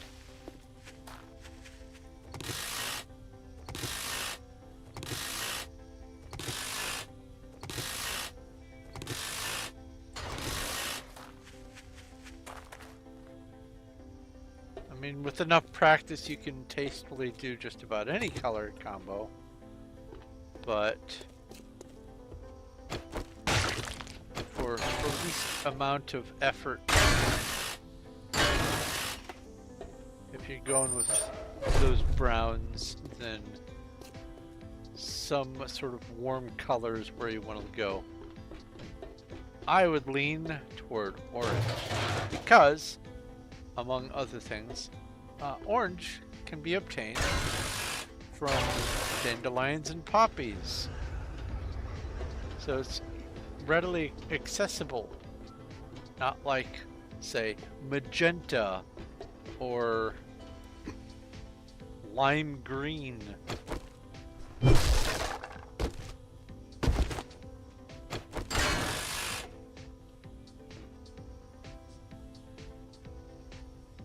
Hay bale.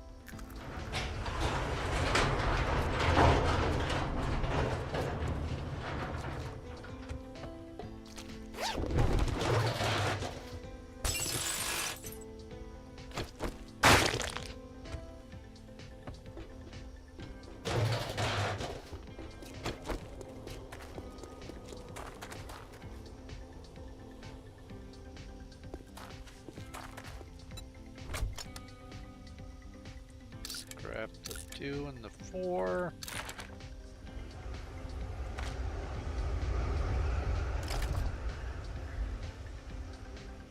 You know what? I'm just going to use this chest. Okay.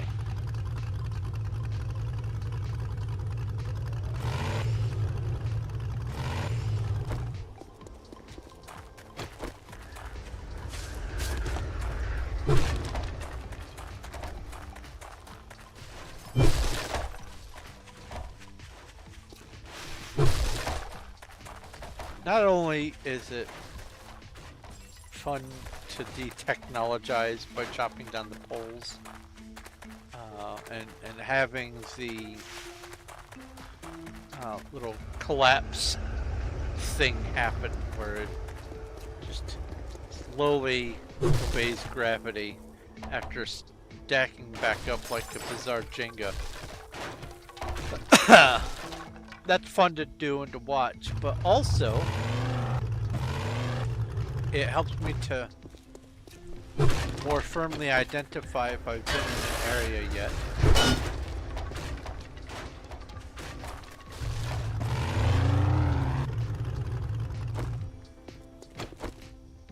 Oh, I see another.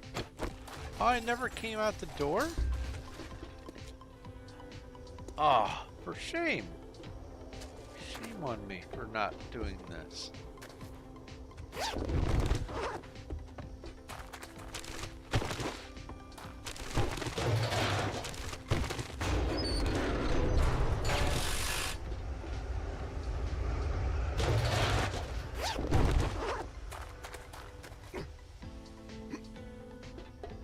So there was a route to come up here after all. Okay. Let's do that. Boop, boop, boop.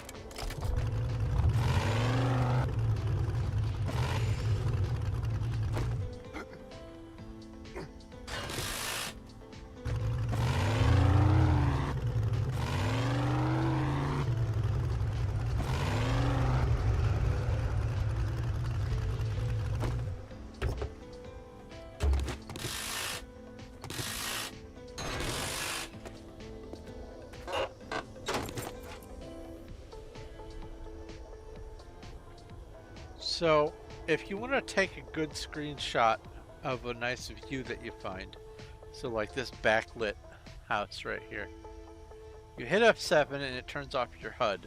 You hit F7 again, it turns off waypoints and your little crosshair. And then if you switch to like a placeable block, then the only real estate that's occupied by your character is your little hand down here in the corner.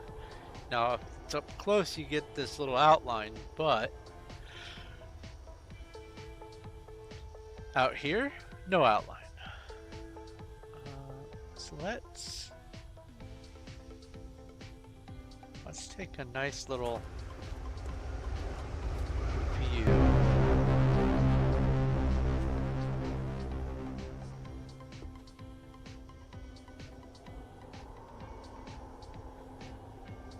Of that. That's a nice screenshot.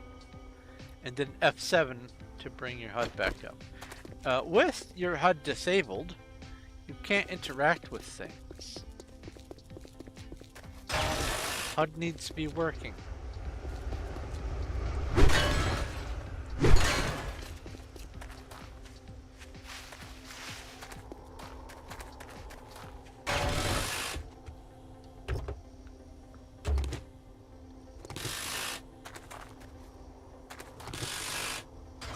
Tell you the litter, it fools me sometimes. I think I see something that I can go pick up, and it turns out it's just terrain.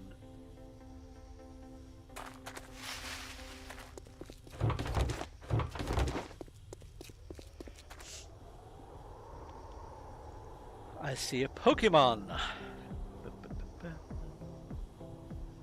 Oh, the HUD shows up, or the overlay is showing up for Steam. That's funny. That's not supposed to be doing that. Pokecatch.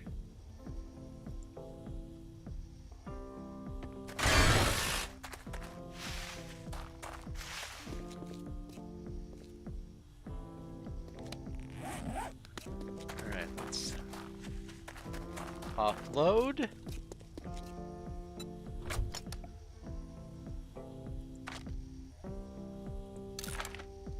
Parts go in there. Oil. Metal.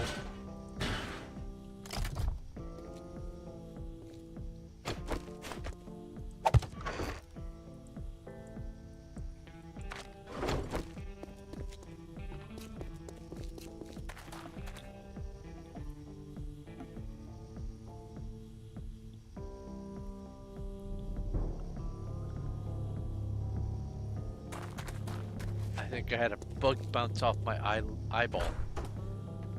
Either that or like a hair.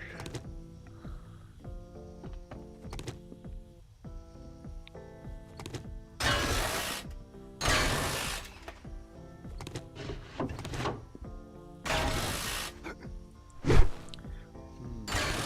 we go.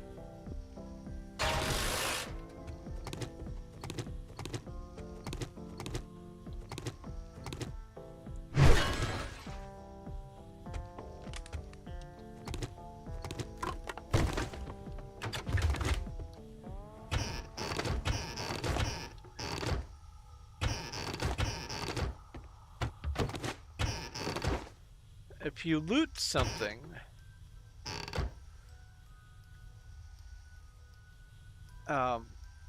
if you're planning on looting things, it's best to do all of the looting all at once, because if you break something,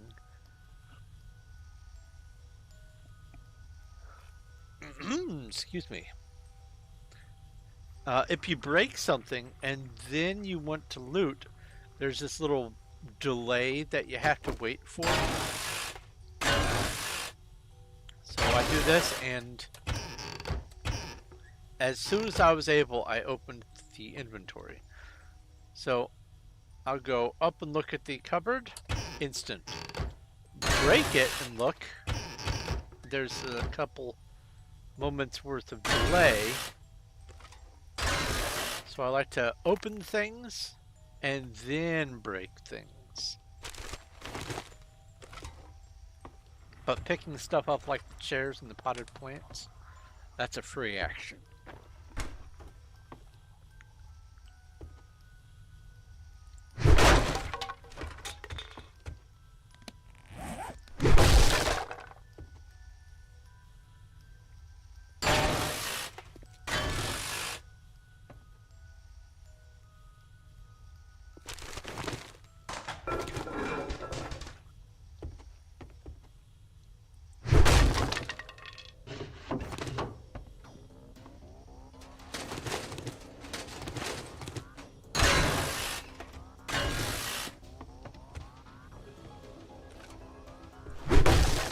Hey, I caught the slowpoke.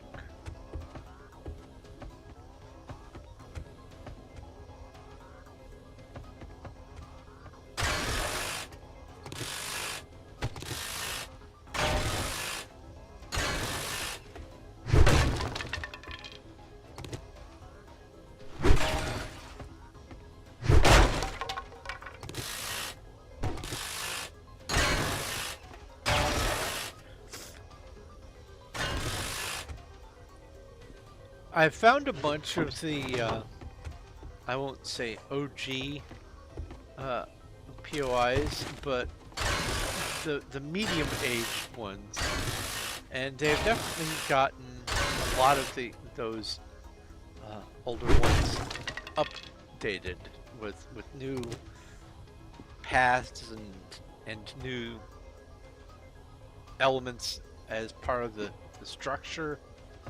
I am digging some of the new stuff, but I can still definitely tell when there is an old style structure based on how they deal with the pathing and the newer blocks, how they're implemented and all that. You can just kind of tell. Oh, I will do this. You here.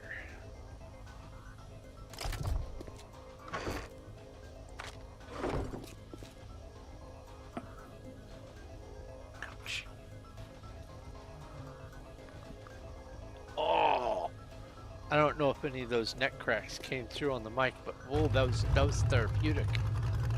Ooh, that was good.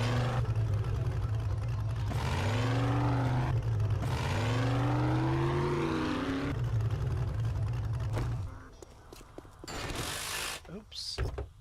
Loot it, then break it. The white car here is the odd duck out. It crumbles to pieces as you're drilling it.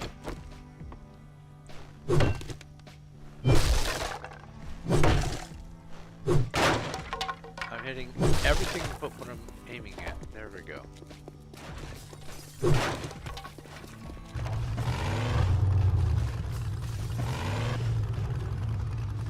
Man, that was a good neck pop.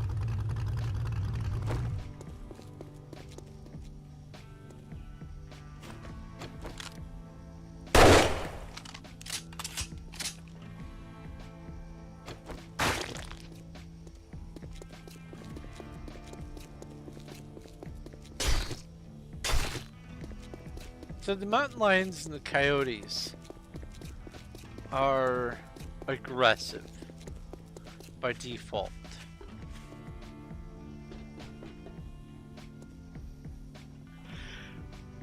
I have enemy spawning turned off, but those two things still spawn. Now, I understand the wild boars still spawning. They aren't automatically hostile, but the coyotes and the mountain lions are. So if the coyotes and mountain lions exist, why not the snakes? Why not the bears? Why not the vultures? It feels inconsistent.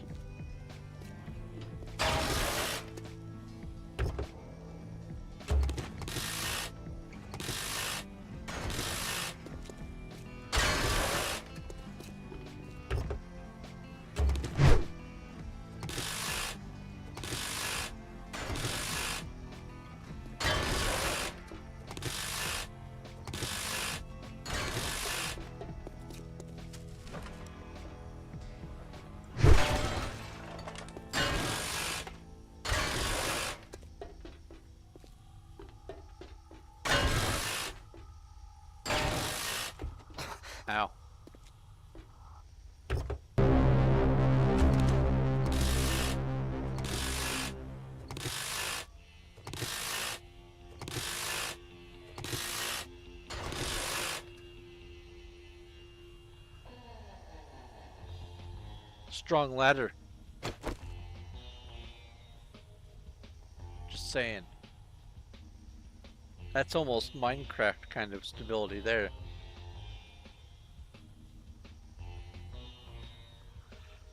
Oh, what was that hotkey that you could use to get an overlay of the stress index of blocks? I used to know that.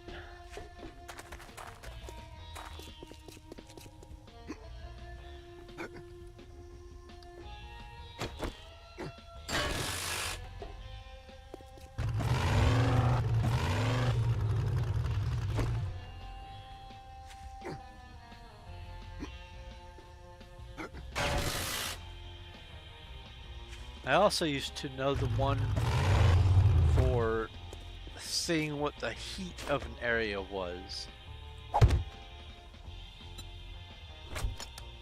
it has been far too long. Oh, leather. Leather goes in here. Read that.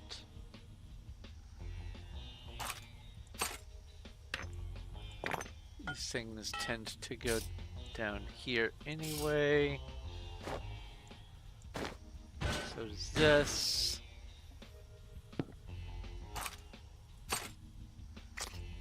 So does that. This does.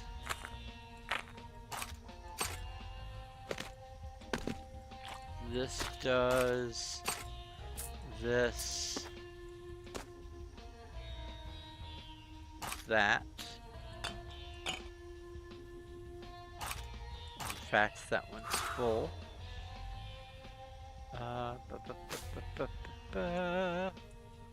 Cloth.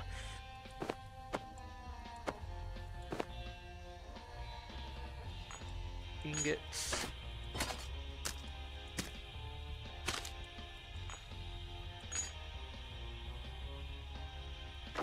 Oil.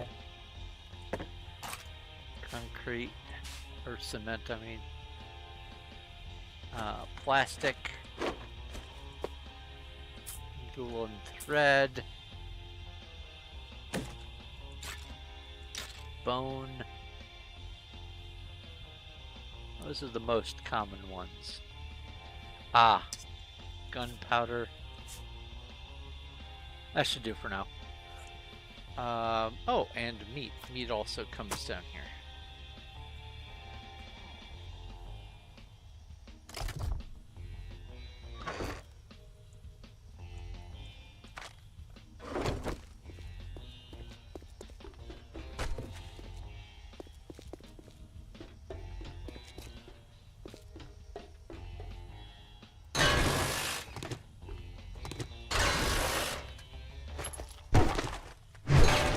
I've also been finding out which of these POIs have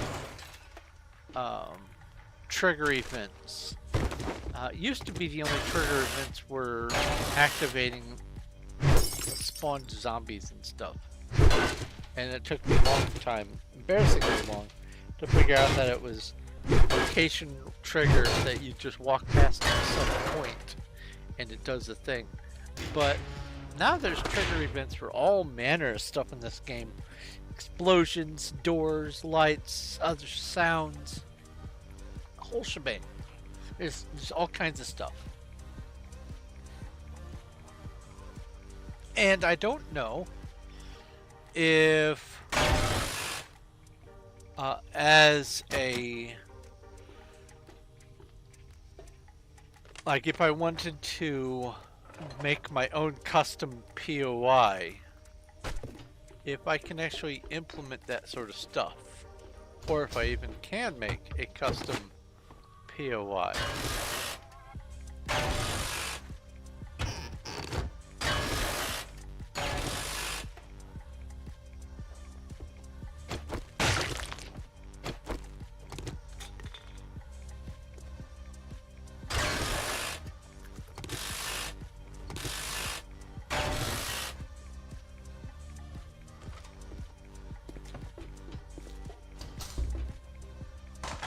evil light and go away.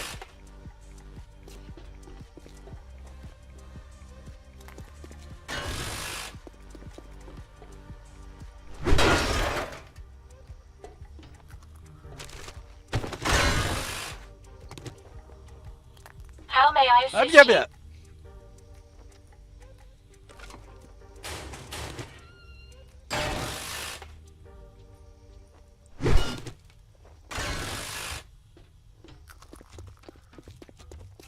Totally didn't make me jump out of my skin.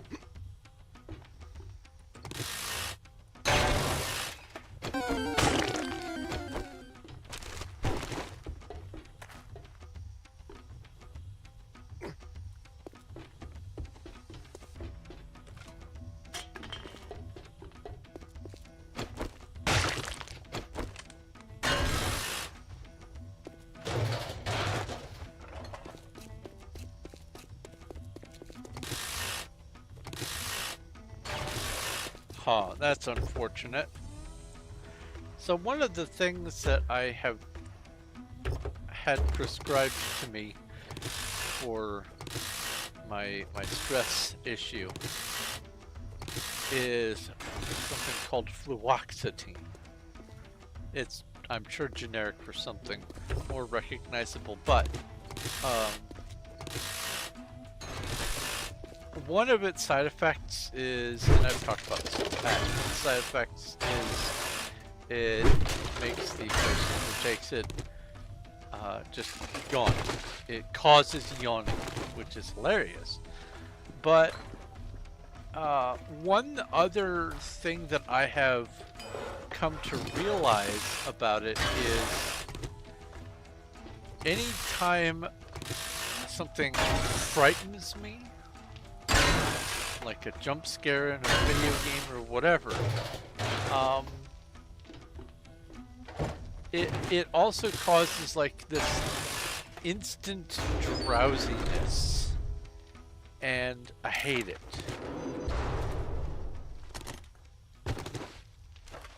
I don't like feeling drowsy for no good reason. If I'm tired, fine. But unidentifiable reason for being tired, don't like it. Where I'm going with this is little robot drone there just scared my socks off, and all of a sudden my body went, is nap time? No, buddy. No, it's not nap time. Wake up, Amanda!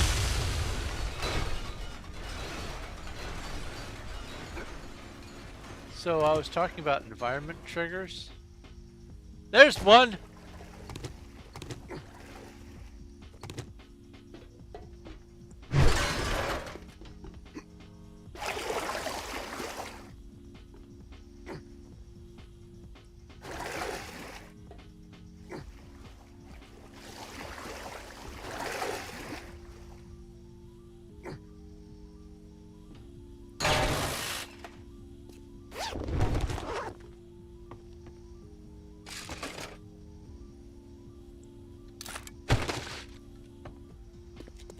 Go offload.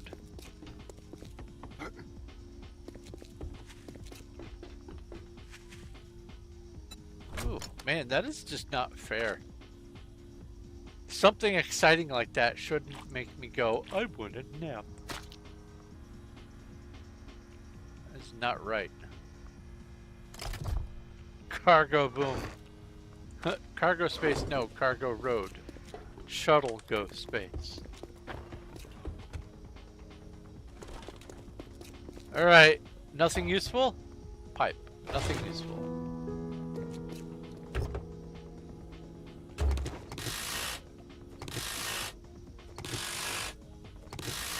I have looted dozens of those loot collectors. I've only found one item ever that is an upgrade item.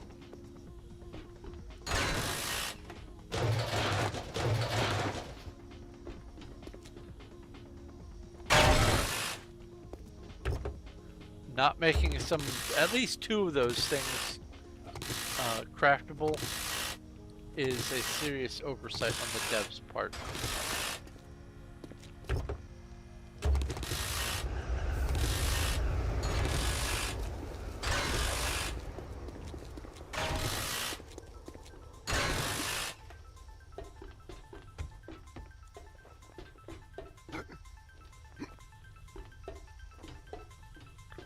Nothing in here?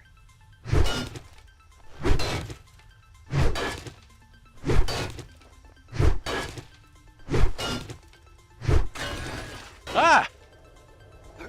There is something in here.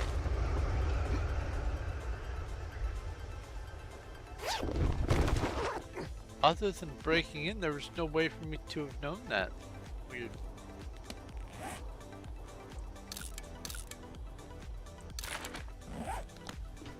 Alright, before I do the last loot area, let's go offload again.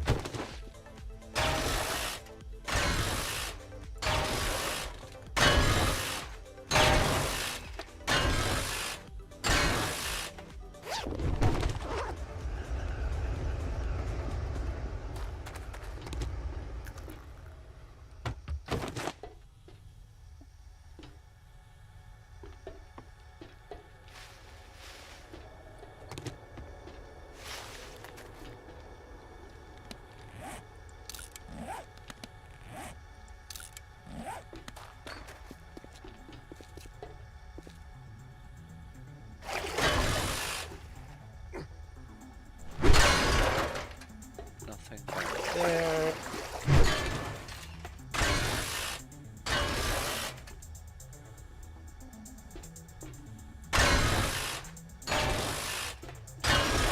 Those caps with the wheels on them are actually worth breaking as well. Oh, well, that's just morbid.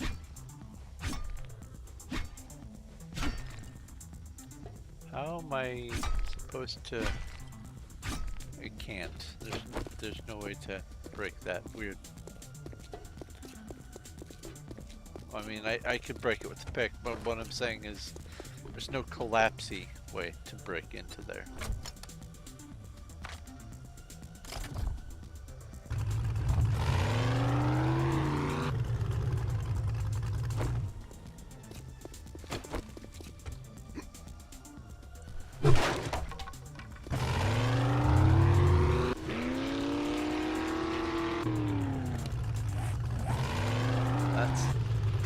That's leaving town.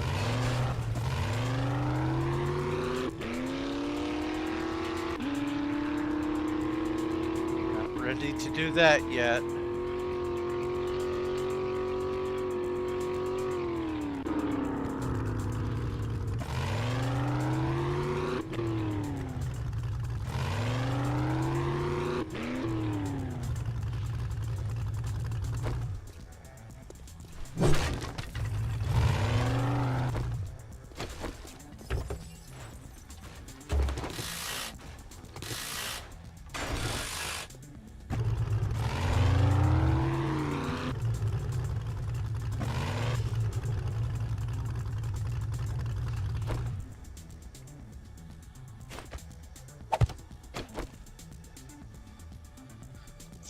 Drink some drink here.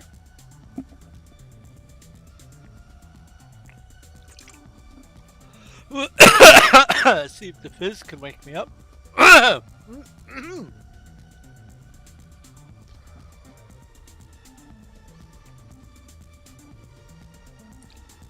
Or choke me.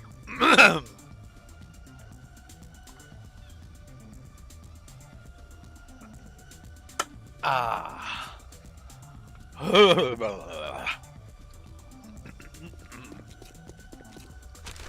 Ooh. I got chills. They're multiplying. It's electrifying.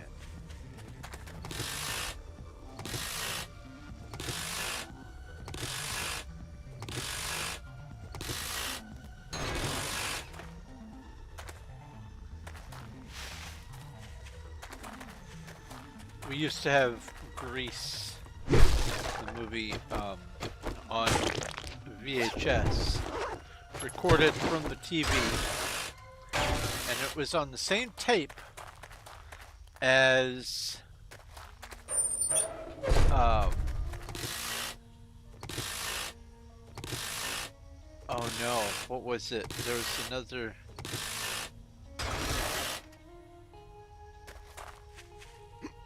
Oh no. I don't remember what the other thing on that tape was. There would be either 2 or 3 movies per tape. But the one that went along with Grease, it wasn't another musical kind of movie, but it was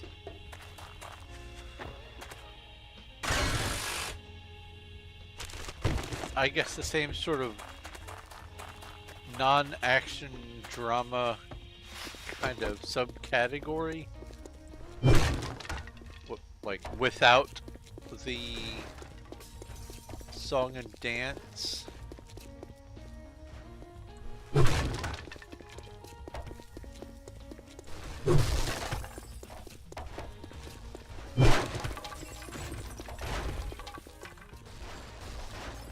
It wasn't Old Yeller.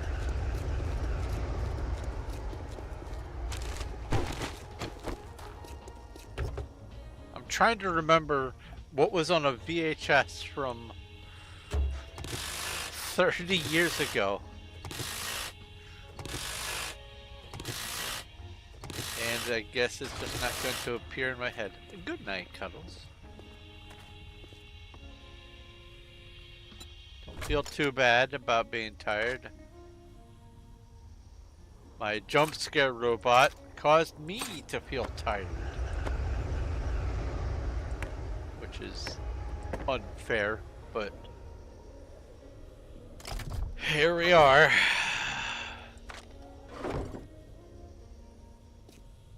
Oh.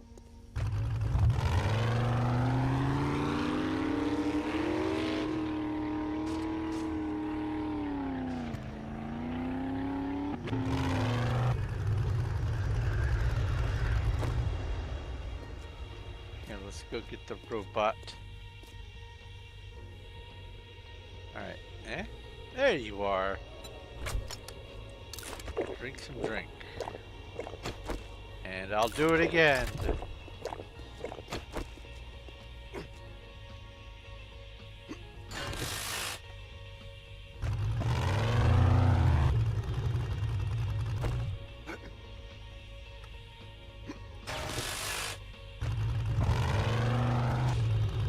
Yeah, max level parkour makes it so you can get bars of steel a lot more easily.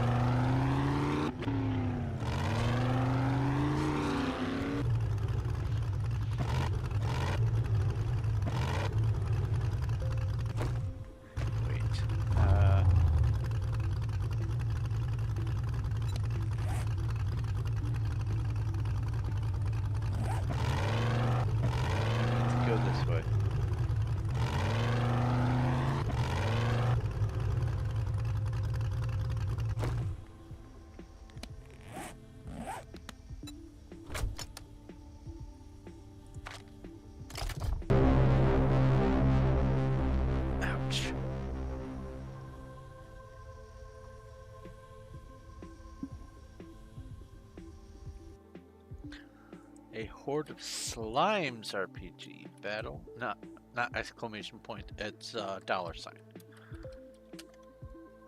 No, I've not been out of practice.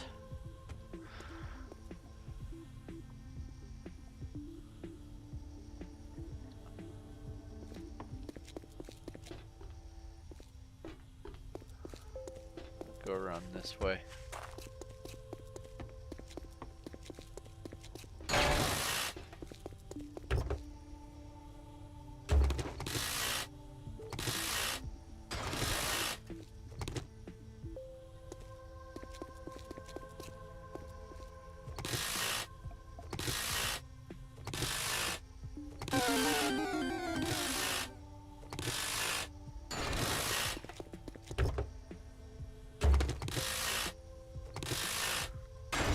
Ooh, a Pokemon. Poke check. Yeah. Poke catch.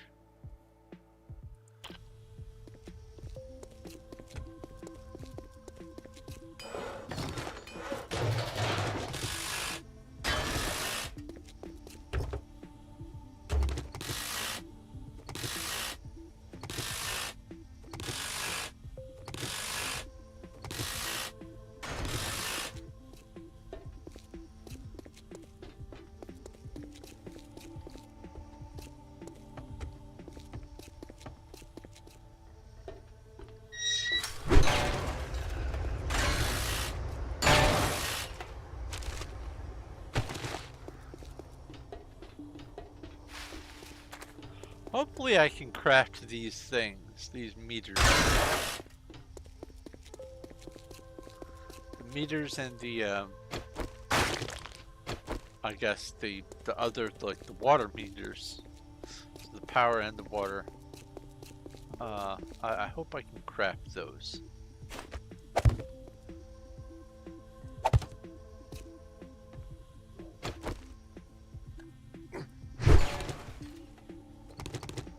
Hey! We both caught it, Cuddles.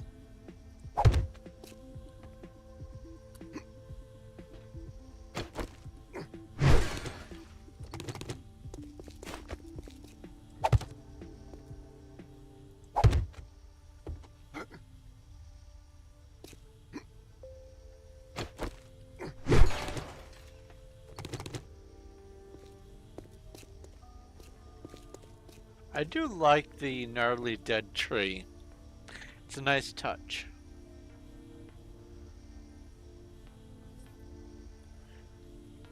I've always enjoyed that sort of style of tree.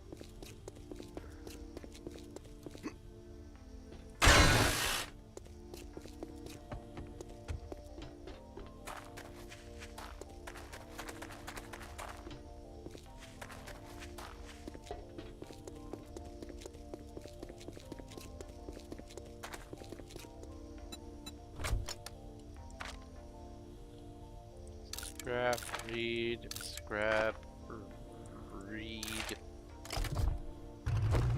Oops.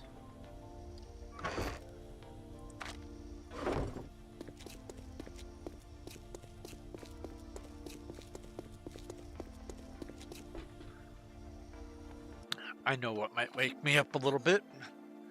Let's throw in one of these super sour candies.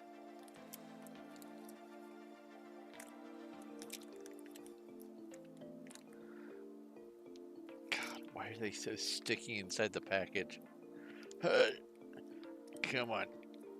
Get over to the opening. Come on.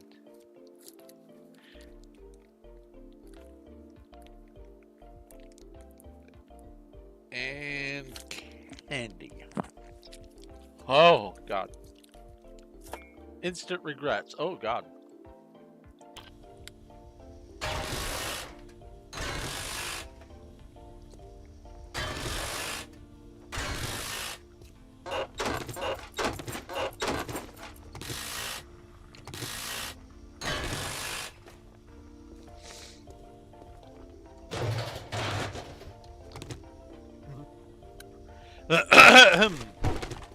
Whew.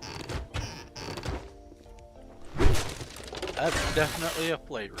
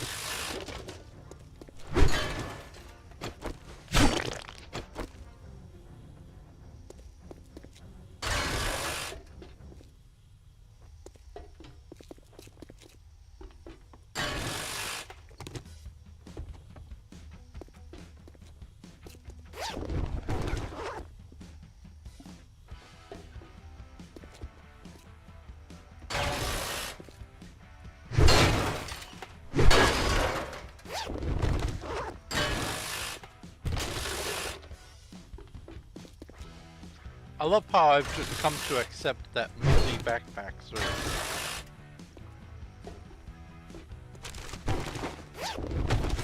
I don't know about you guys, but I don't remember ever having a moldy backpack.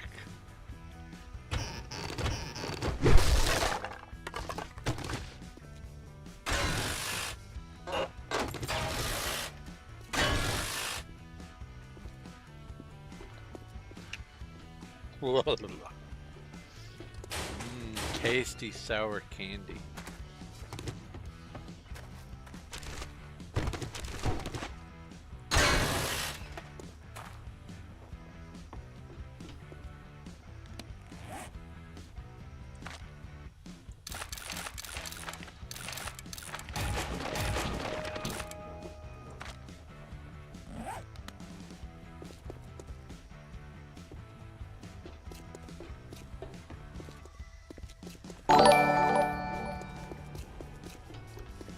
Emma the Eldritch Zoroark has redeemed TTS. Ask a question. I imagine if someone left their lunch in their bag when the apocalypse hit, that would be ideal conditions for a moldy backpack. Okay. Maybe. Problem is, most stuff that you'd toss in the backpack food-wise, if it wasn't already itself inside a lunchbox, it wouldn't be stuff that's loose and old. It's not like they'd be running around with 4 raw Hawaiian rolls just chilling in between their social studies books and their math workbook.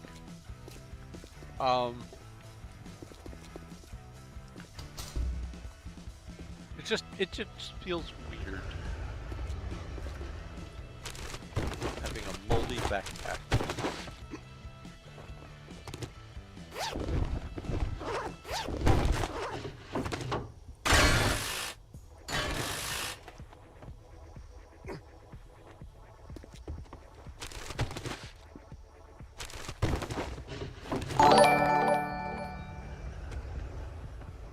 Emma the Eldritch Zoroark has redeemed TTS. Ask a question. The type of stuff I haul to college, I believe it.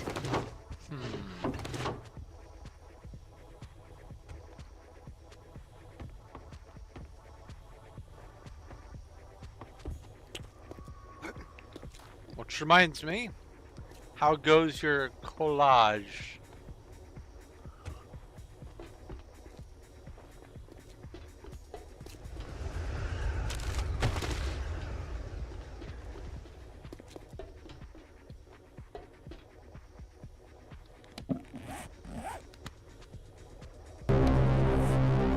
Whoa, that's a lot of books.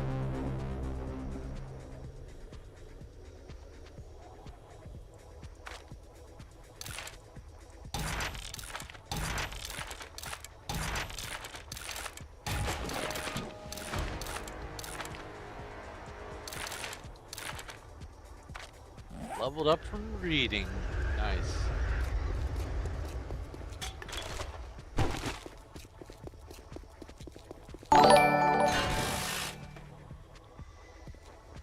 Emma the Eldritch Zoroark has redeemed TTS. Ask a question. It goeth well. I enjoy my teacher. We're getting Halloween off, and I've been more or less able to complete my homework before even leaving the classroom. That's good. That always feels nice.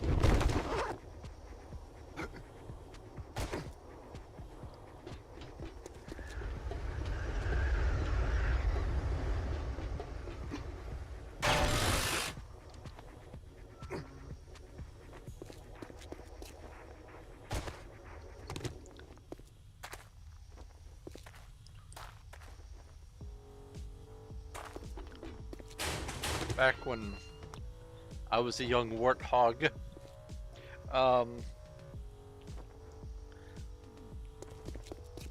I would do whatever I needed to in order to get at least my math homework done on the school bus ride home, on or before, because I didn't like having homework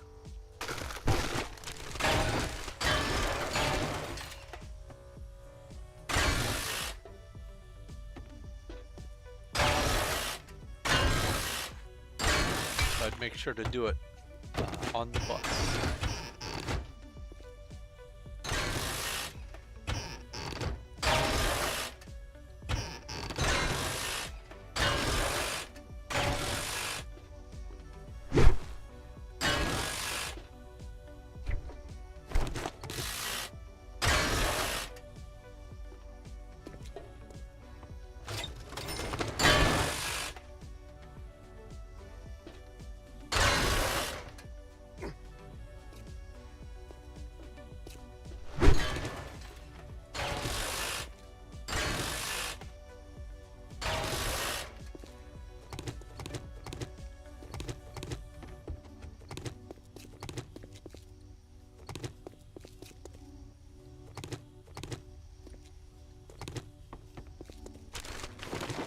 I don't remember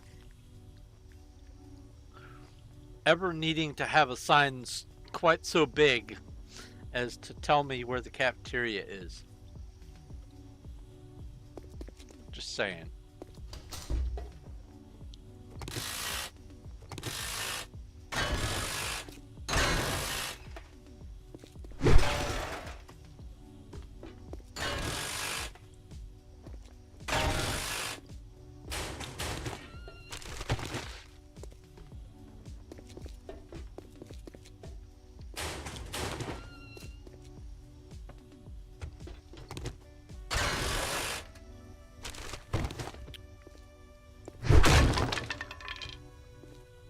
Yeah, I am prescribed both. Oh, I'll wait. Emma the Eldritch Zoroark has redeemed TTS. Ask a question. It would make more sense if the school name was painted up there. Right? Maybe that's the name of the school. Maybe it's not Naviskane High School. Maybe the Naviskane High School's name is Cafeteria. Imagine having to face cafeteria for a sports event. No, they'll take you out to lunch.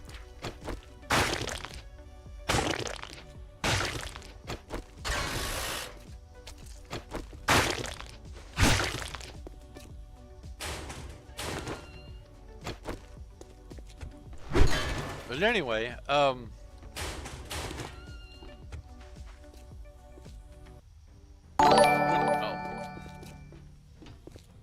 Emma the Eldritch Zoroark has redeemed TTS. Ask a question. Finally, my best subject, realized as an actual class. Lunch. Indeed. So,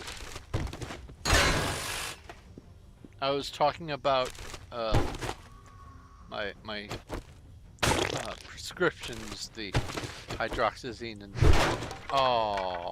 and the fluoxetine. What they do is hydroxyzine kind of, I guess, takes the constant buzzing stress edge away, and it's kind of an ongoing effect. But the fluoxetine, it goes, oh, you're having a strong feeling? Nah, let's change that to exhaustion.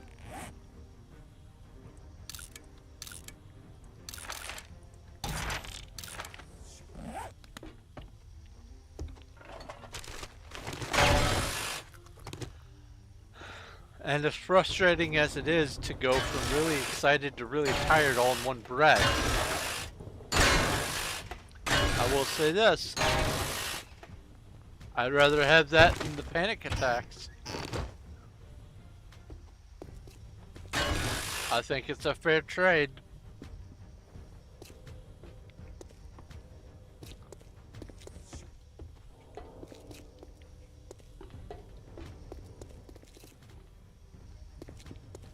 The exhaustion is only temporary.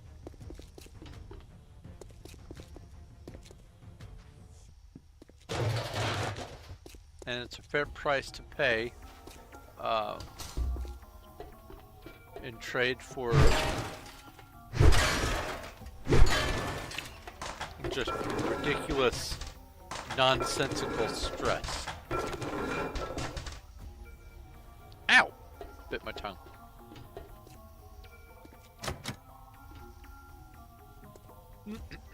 Excuse me.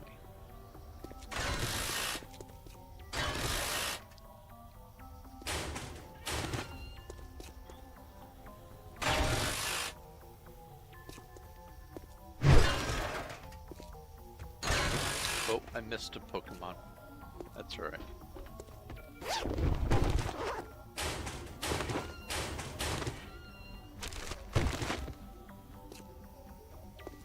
Some of these lockers are in such a way that there's all these too tall lockers, and then sometimes in the middle of them or on the side there's one that's just a single block and then a single block on top of that, and it very frequently throws me off. Oh, here's something that's uncomfortable. I don't know what kind of school you guys went to, but I don't remember the teacher's office having a window into the shower room. That's a little off.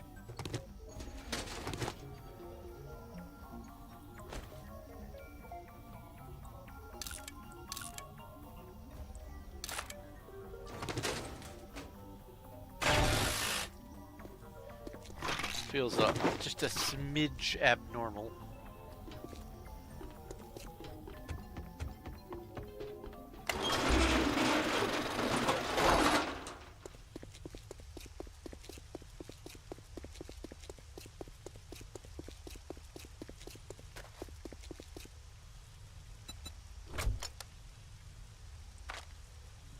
I think after this building I may just wrap up early.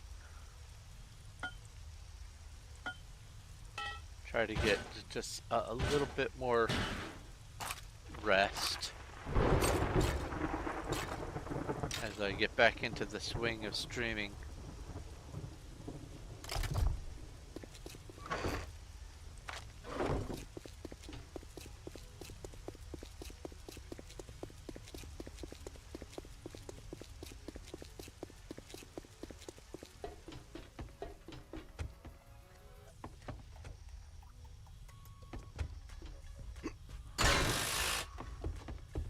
Well, looks like I have a little bit of jumping in my future.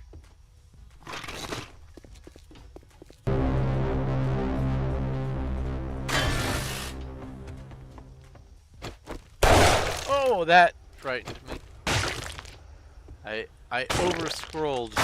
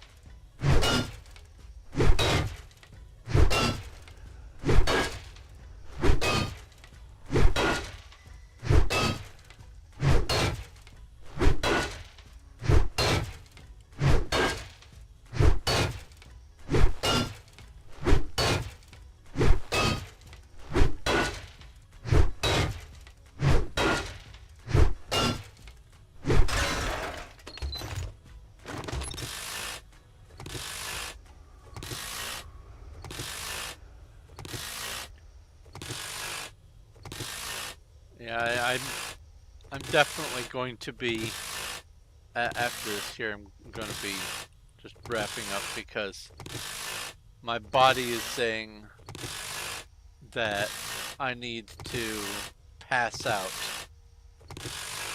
Not from stress. No, it's because of the fluoxetine. Very frustrated.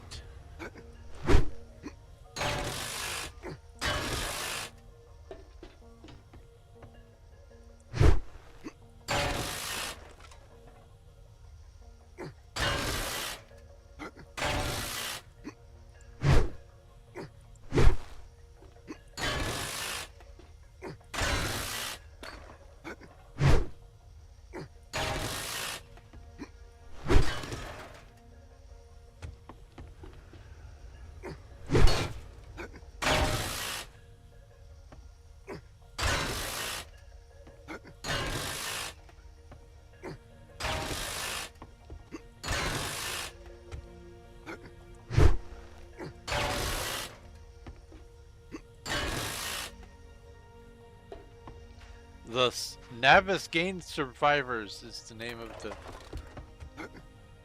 the school team.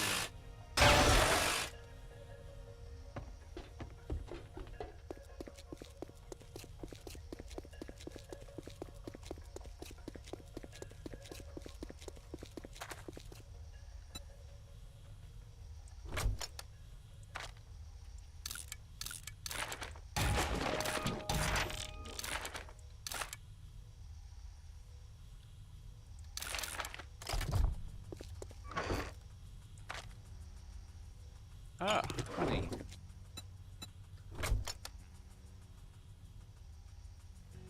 That can go in here.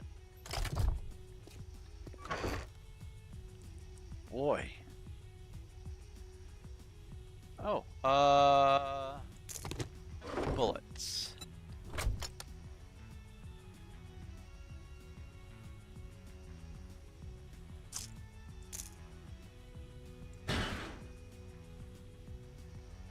Yeah, that goes in here. Any other surprises?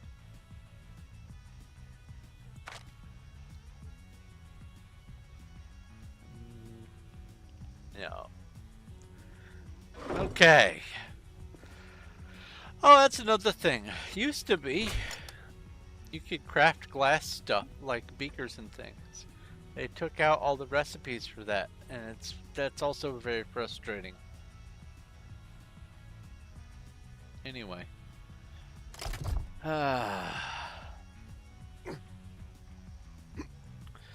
Yeah, I'm definitely gonna have to call it. I hate to do it an hour early, but I apparently need to pass out, so I'm just gonna go ahead and wrap up. Thank you guys very much for watching. If you have any questions, comments, or suggestions, you can leave them over on the Discord. There's a link to that in the description. All you have to do is pick a role when you get there, and you can be part of the Discord over there. Tomorrow I should be doing Starbound. I don't have any recollection where I left off, so it'll be a fun little mystery. After I get a nap here, I'm going to try to figure out why my Suffer the Dark wasn't launching. It was a I couldn't find Java Virtual Machine, but I know there hasn't been an update, so maybe a reboot will fix that. Ooh, maybe a reboot will fix that. Maybe reinstall the launcher will fix it, but I just didn't want to mess with that today right before streaming. So hopefully that'll be all sorted out by next week. Let's see here. Who might we raid? Oh boy. We have. Also take a drink of tea before I go? Yes, indeed. I shall. Oh, completely unsweetened. Unsweetened tea is not a problem for me. It's unsweetened with creamer that I made a mistake. All right, we have Cindy, Shimmy, Whamulet. Haven't rated Whamulet in a while. Liminal, Loki.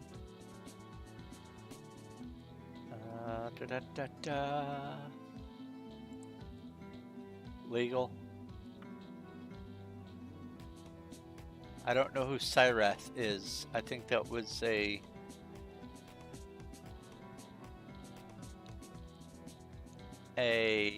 Twitch follow redemption. Having a special stream. She just revealed her new stream avatar. Alright, let's go to Whamulet. Raid, well, first off, raid message. Hey, it's my banner. Twice. Raid Whamulet.